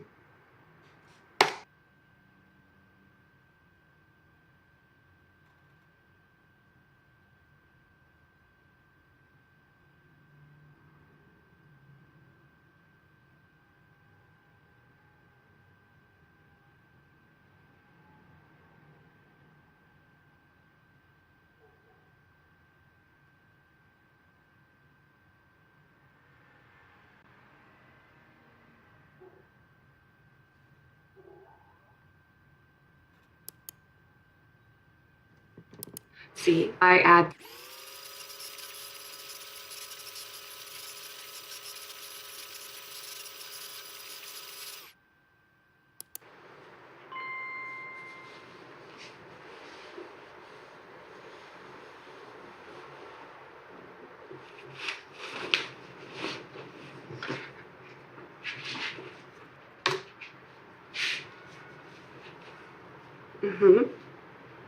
Hey, Davey. It's my new look. Just in time for Valentine's Day. It's the busiest week of the year. New girls get all the traffic, so it's a new me, a new name, a new look. I'm athletic and sporty. This one plays a little too young for my taste. See, I add blonde to my tags, and 100 guys show up asking me to call him daddy. Oh, I am no longer French. If it helps, my mother was French. Most of it is her story. I inherited and put it to use.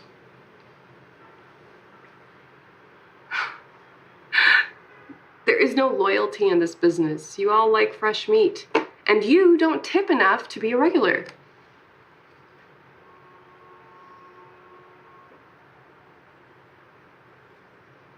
Don't be mad, David. I mean, we're still here, talking. I like hanging out with you. But there is a limit to how deep we go on here. I'm behind this glass right here. Do you see that? And this is Fantasyland. Anyway, you are a good guy. I actually like you. Can we start over? How was your day, honey? Don't be angry. Sound mad.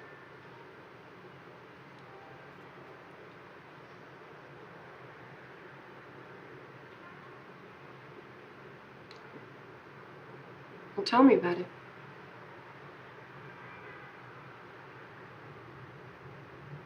You gonna arrest him?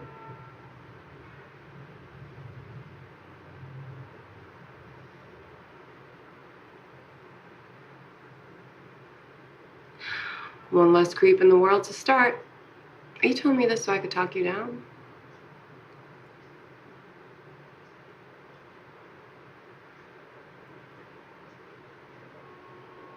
Well, why not do both? Beat his ass and then put him behind bars. Or option C, we play around for a bit and relax. No, you really want to be a regular. We need to consummate this thing, Davy.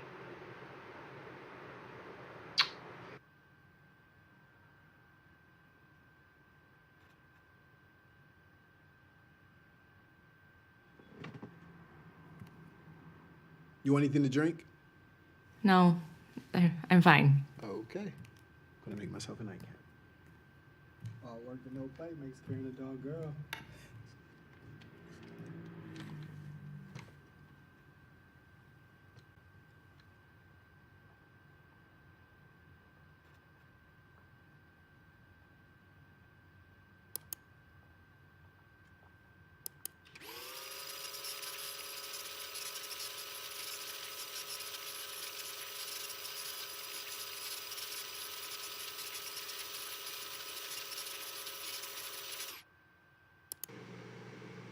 Hey, babe. You doing okay?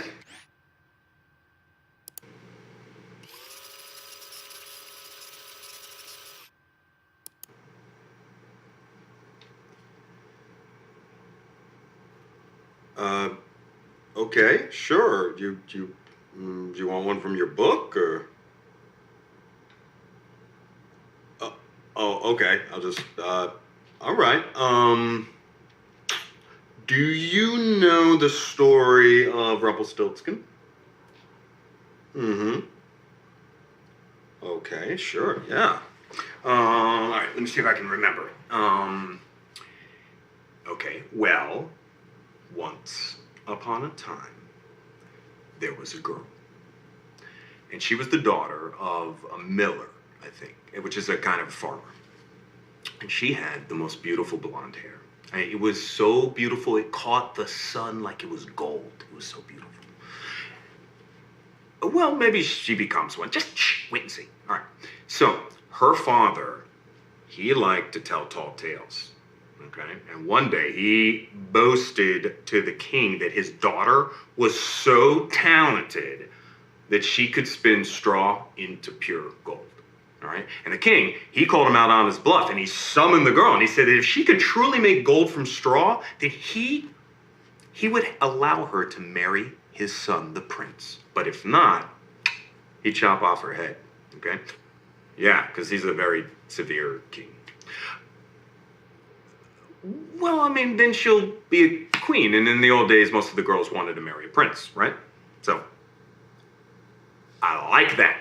Anyway, the king, he locks the girl in a tower with a spinning wheel and a small pile of straw. And he says he's going to return in the morning, all right, to see if she has made the straw into gold. And the night passes, and in the morning, she's given up all hope, right? When all of a sudden, a little small strange man appears, okay? And he asks her if she has any wishes. And she says she wishes to turn the straw into gold, right? And so the imp says he can do such a thing, but first she must give him her necklace. So the girl gives up her necklace, of course, and the imp, he sits at this spinning wheel, and he starts to spin, and he spins, and he spins, and he spins, and he produces this pile of golden thread. And then there's this knock at the door, right? Because it's morning, and he just disappears, and the king comes in, and there's this small pile of gold, and he is amazed. The king is so amazed, but he's suspicious because he thinks this might be a fluke, you know what I mean? So he moves her to a second tower with an even bigger pile of straw. And again, same challenge. Spin the straw into gold by morning or off with your head.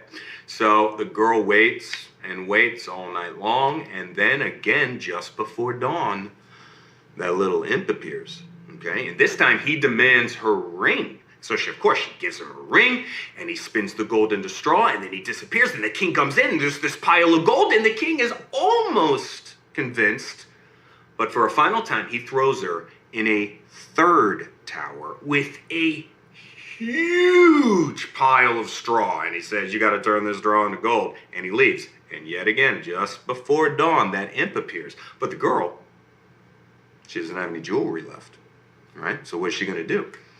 And the imp says, if you give me your firstborn child, I'll turn this straw into gold.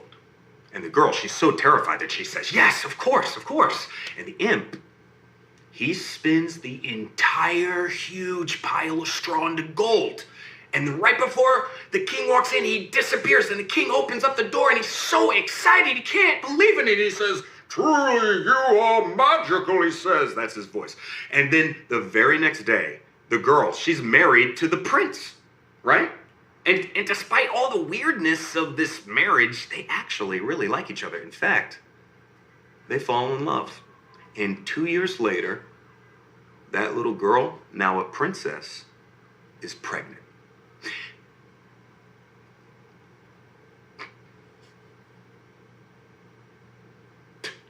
Okay.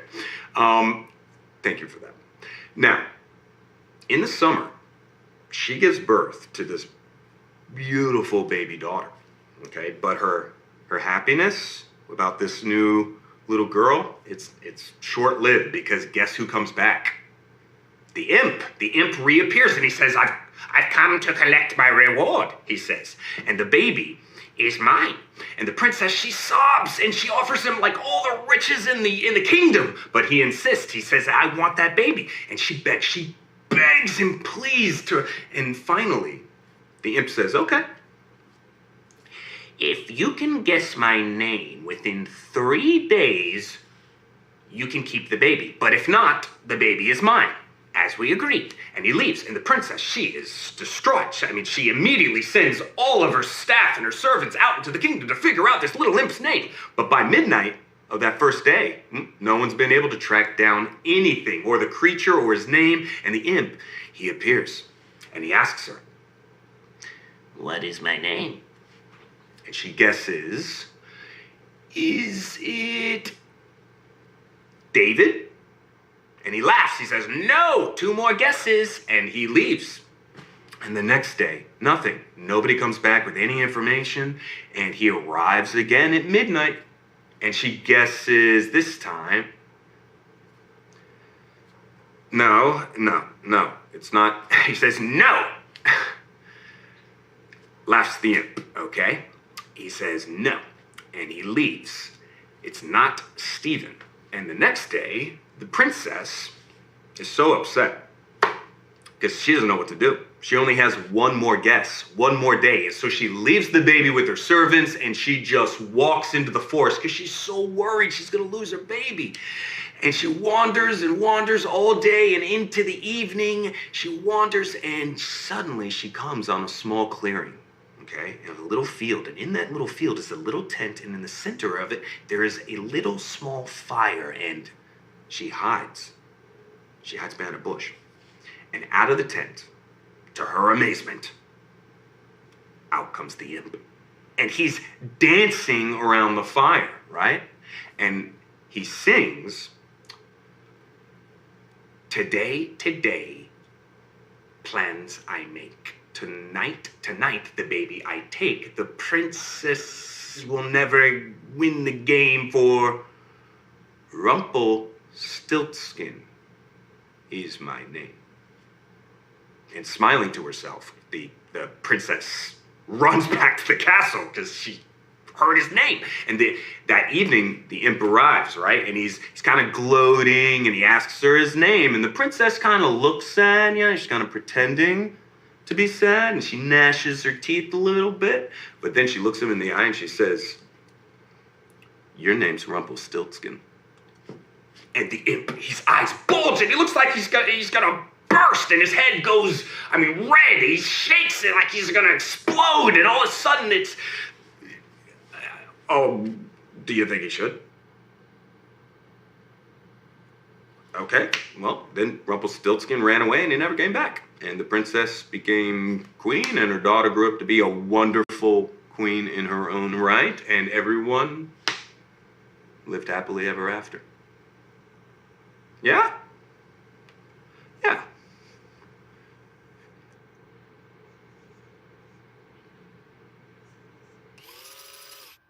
It was,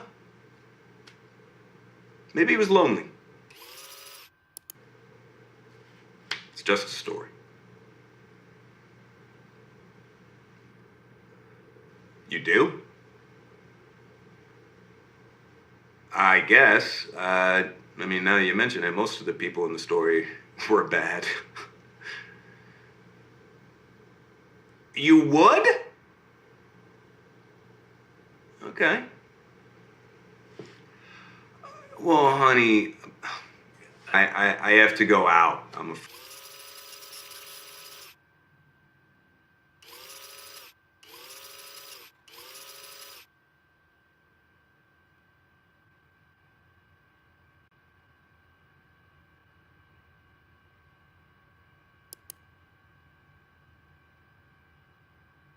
Who had long blonde hair that people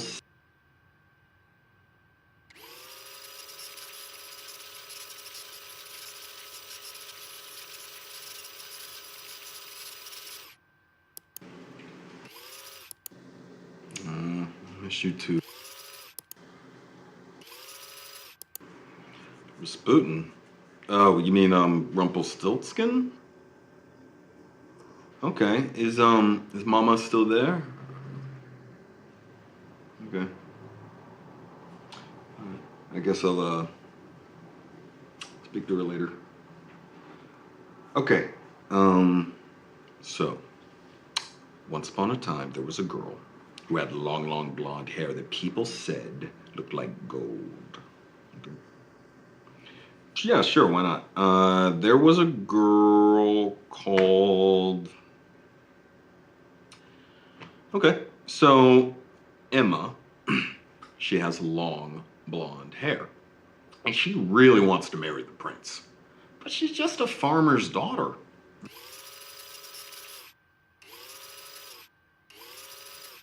Some of her best jewelry, but when her father stands before the king, he gets really nervous and he misspeaks, and he tells the king that his daughter can spin straw into gold. And the king is intrigued. He asks the girl to confirm, is this true? Can you spin straw to gold? But she wants to win the king's favor, so Emma says, yes, I can spin gold from straw.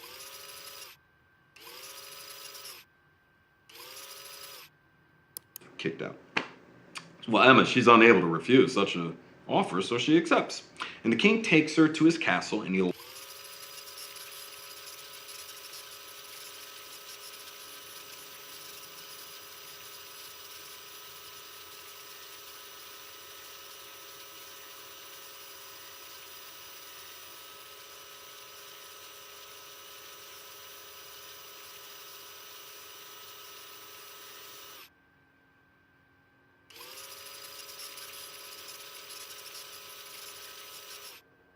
he spins that huge pile of straw into golden thread. And he disappears right before dawn, and the king walks in, and he opens the door, and the king is amazed. He says, I thought you were lying, but you are for real.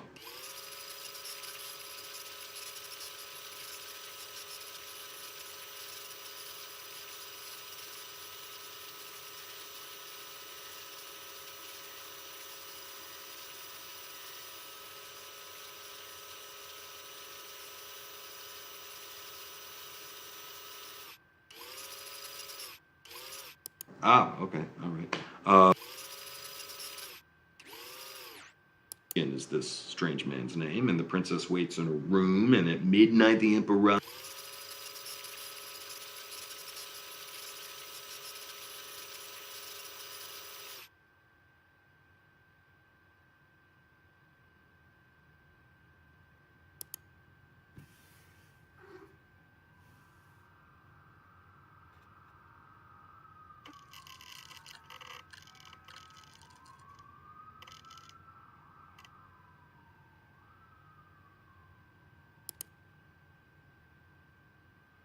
Steven.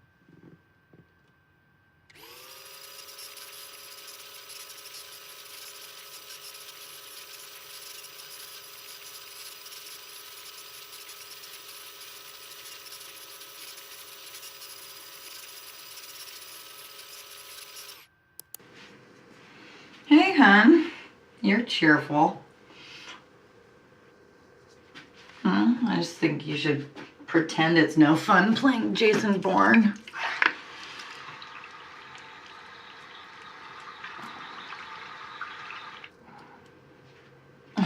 That's not what they told me in my psych interview. They said that even the most basic undercover work was a big adrenaline rush, and that loving and supportive partners like me should be aware of that and help you adjust.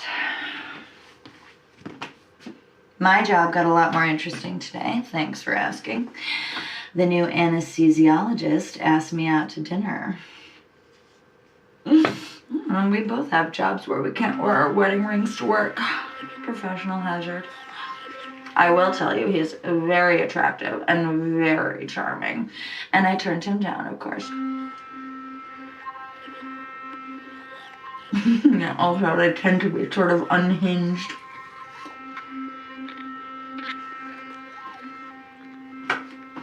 What does it matter what his name is?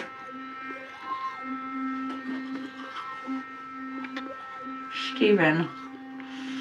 Oh, Steven. Look, he puts people to sleep for a living. He's not a brave law enforcer like you. Oh, you're a samurai. You're a warrior knight. Look at what those college town tramps are being denied.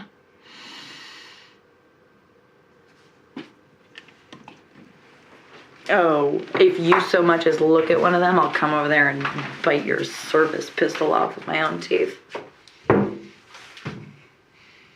Yeah, well, I am the man of the house now.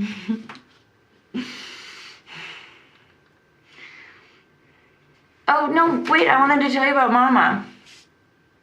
Oh, she's coming for a visit tomorrow. Oh.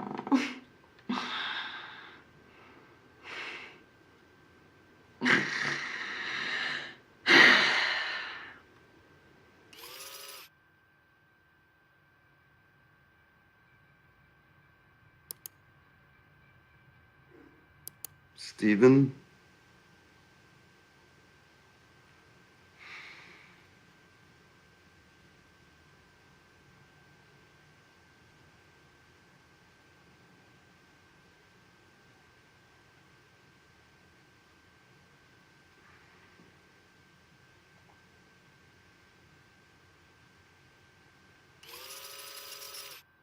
To see someone.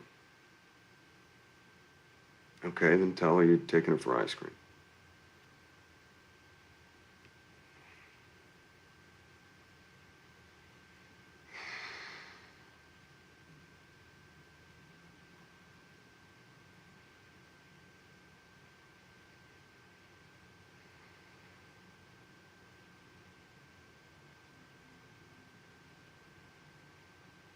Well, at least you have Stephen to confide in.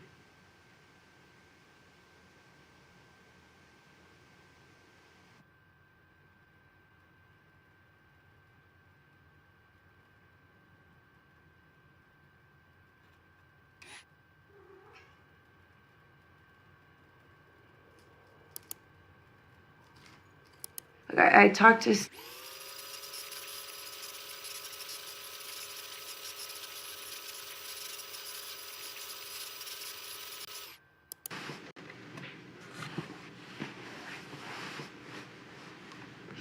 I can't sleep.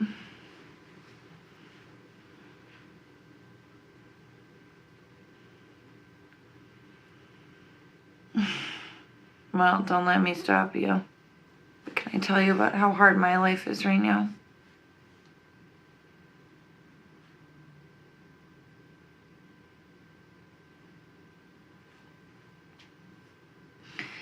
It's not just her drinking. Mama's acting crazy. Not her usual crap. She's getting confused. Look, I talked to Stephen about it, and the anesthesiologist. And he said that I might need to take her to see somebody, because at her age, it could be dementia. But she hates hospitals, She's convinced that the doctors had it in for Papa, and that's why. Yeah, I don't know. Maybe I'm just blowing it all out of proportion.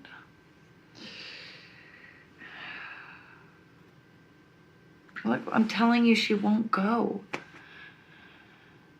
Okay, David, she's a grown woman. I'm not gonna trick her into going to the doctor. Yeah, and Alba's so happy to have her Mima here, and I guess if she really is sick, then it's better that she's here instead of on her own in Texas,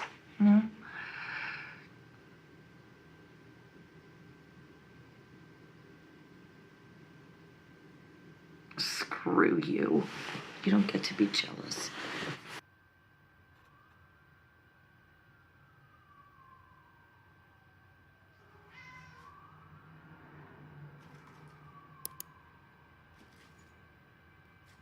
Yeah.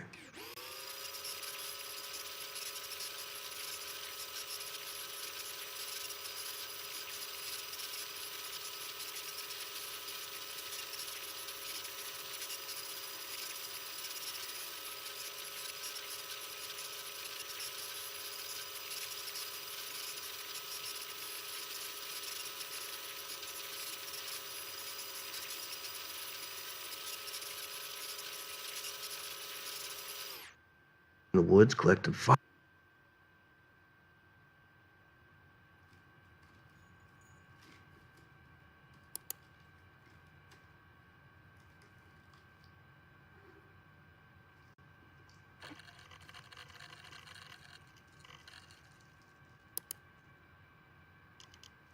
Can you tell me Rasputin again? Yes, that one. No, she went to her room.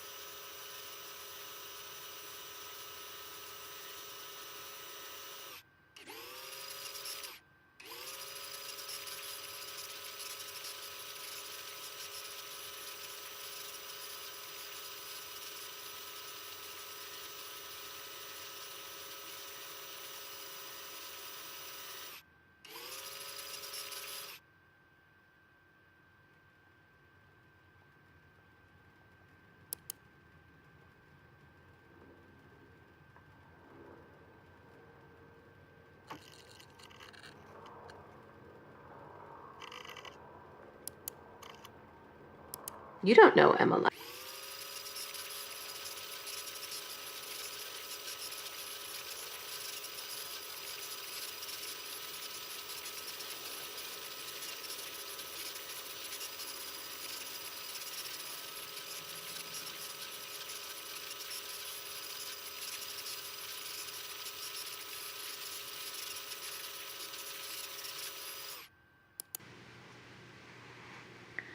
Hey.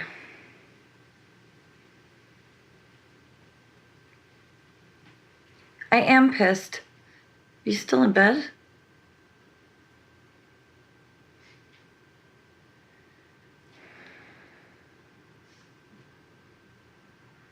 Well, Mama's here. She brought 2 suitcases, and she says she's here to help out.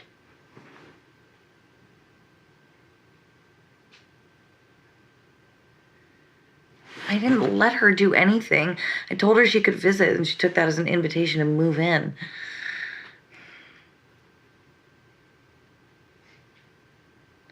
You know that's not the way it works. You can't say no to Mama. God, with her here, I just feel so... Everything feels off. Like I'm not in control.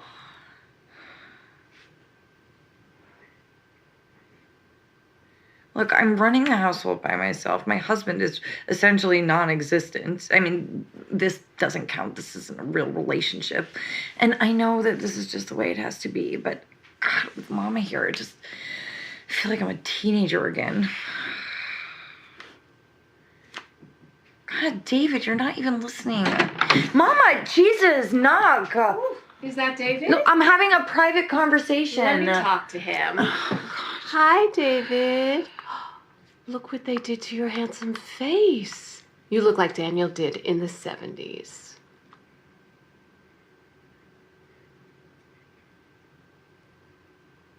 I do worry, David. While you're off growing your hair and saving the world, your wife here is raising her daughter all on her own and holding down a job. It's a lot to ask, David.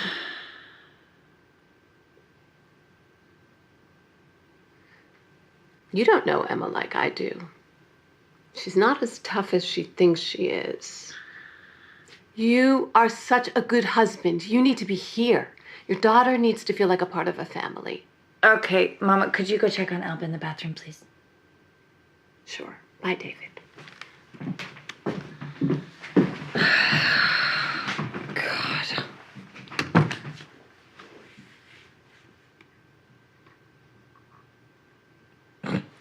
No, you're not. And she's right. That's what's so infuriating.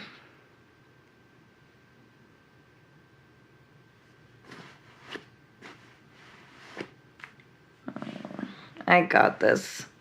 It's fine. You go catch some bad guys.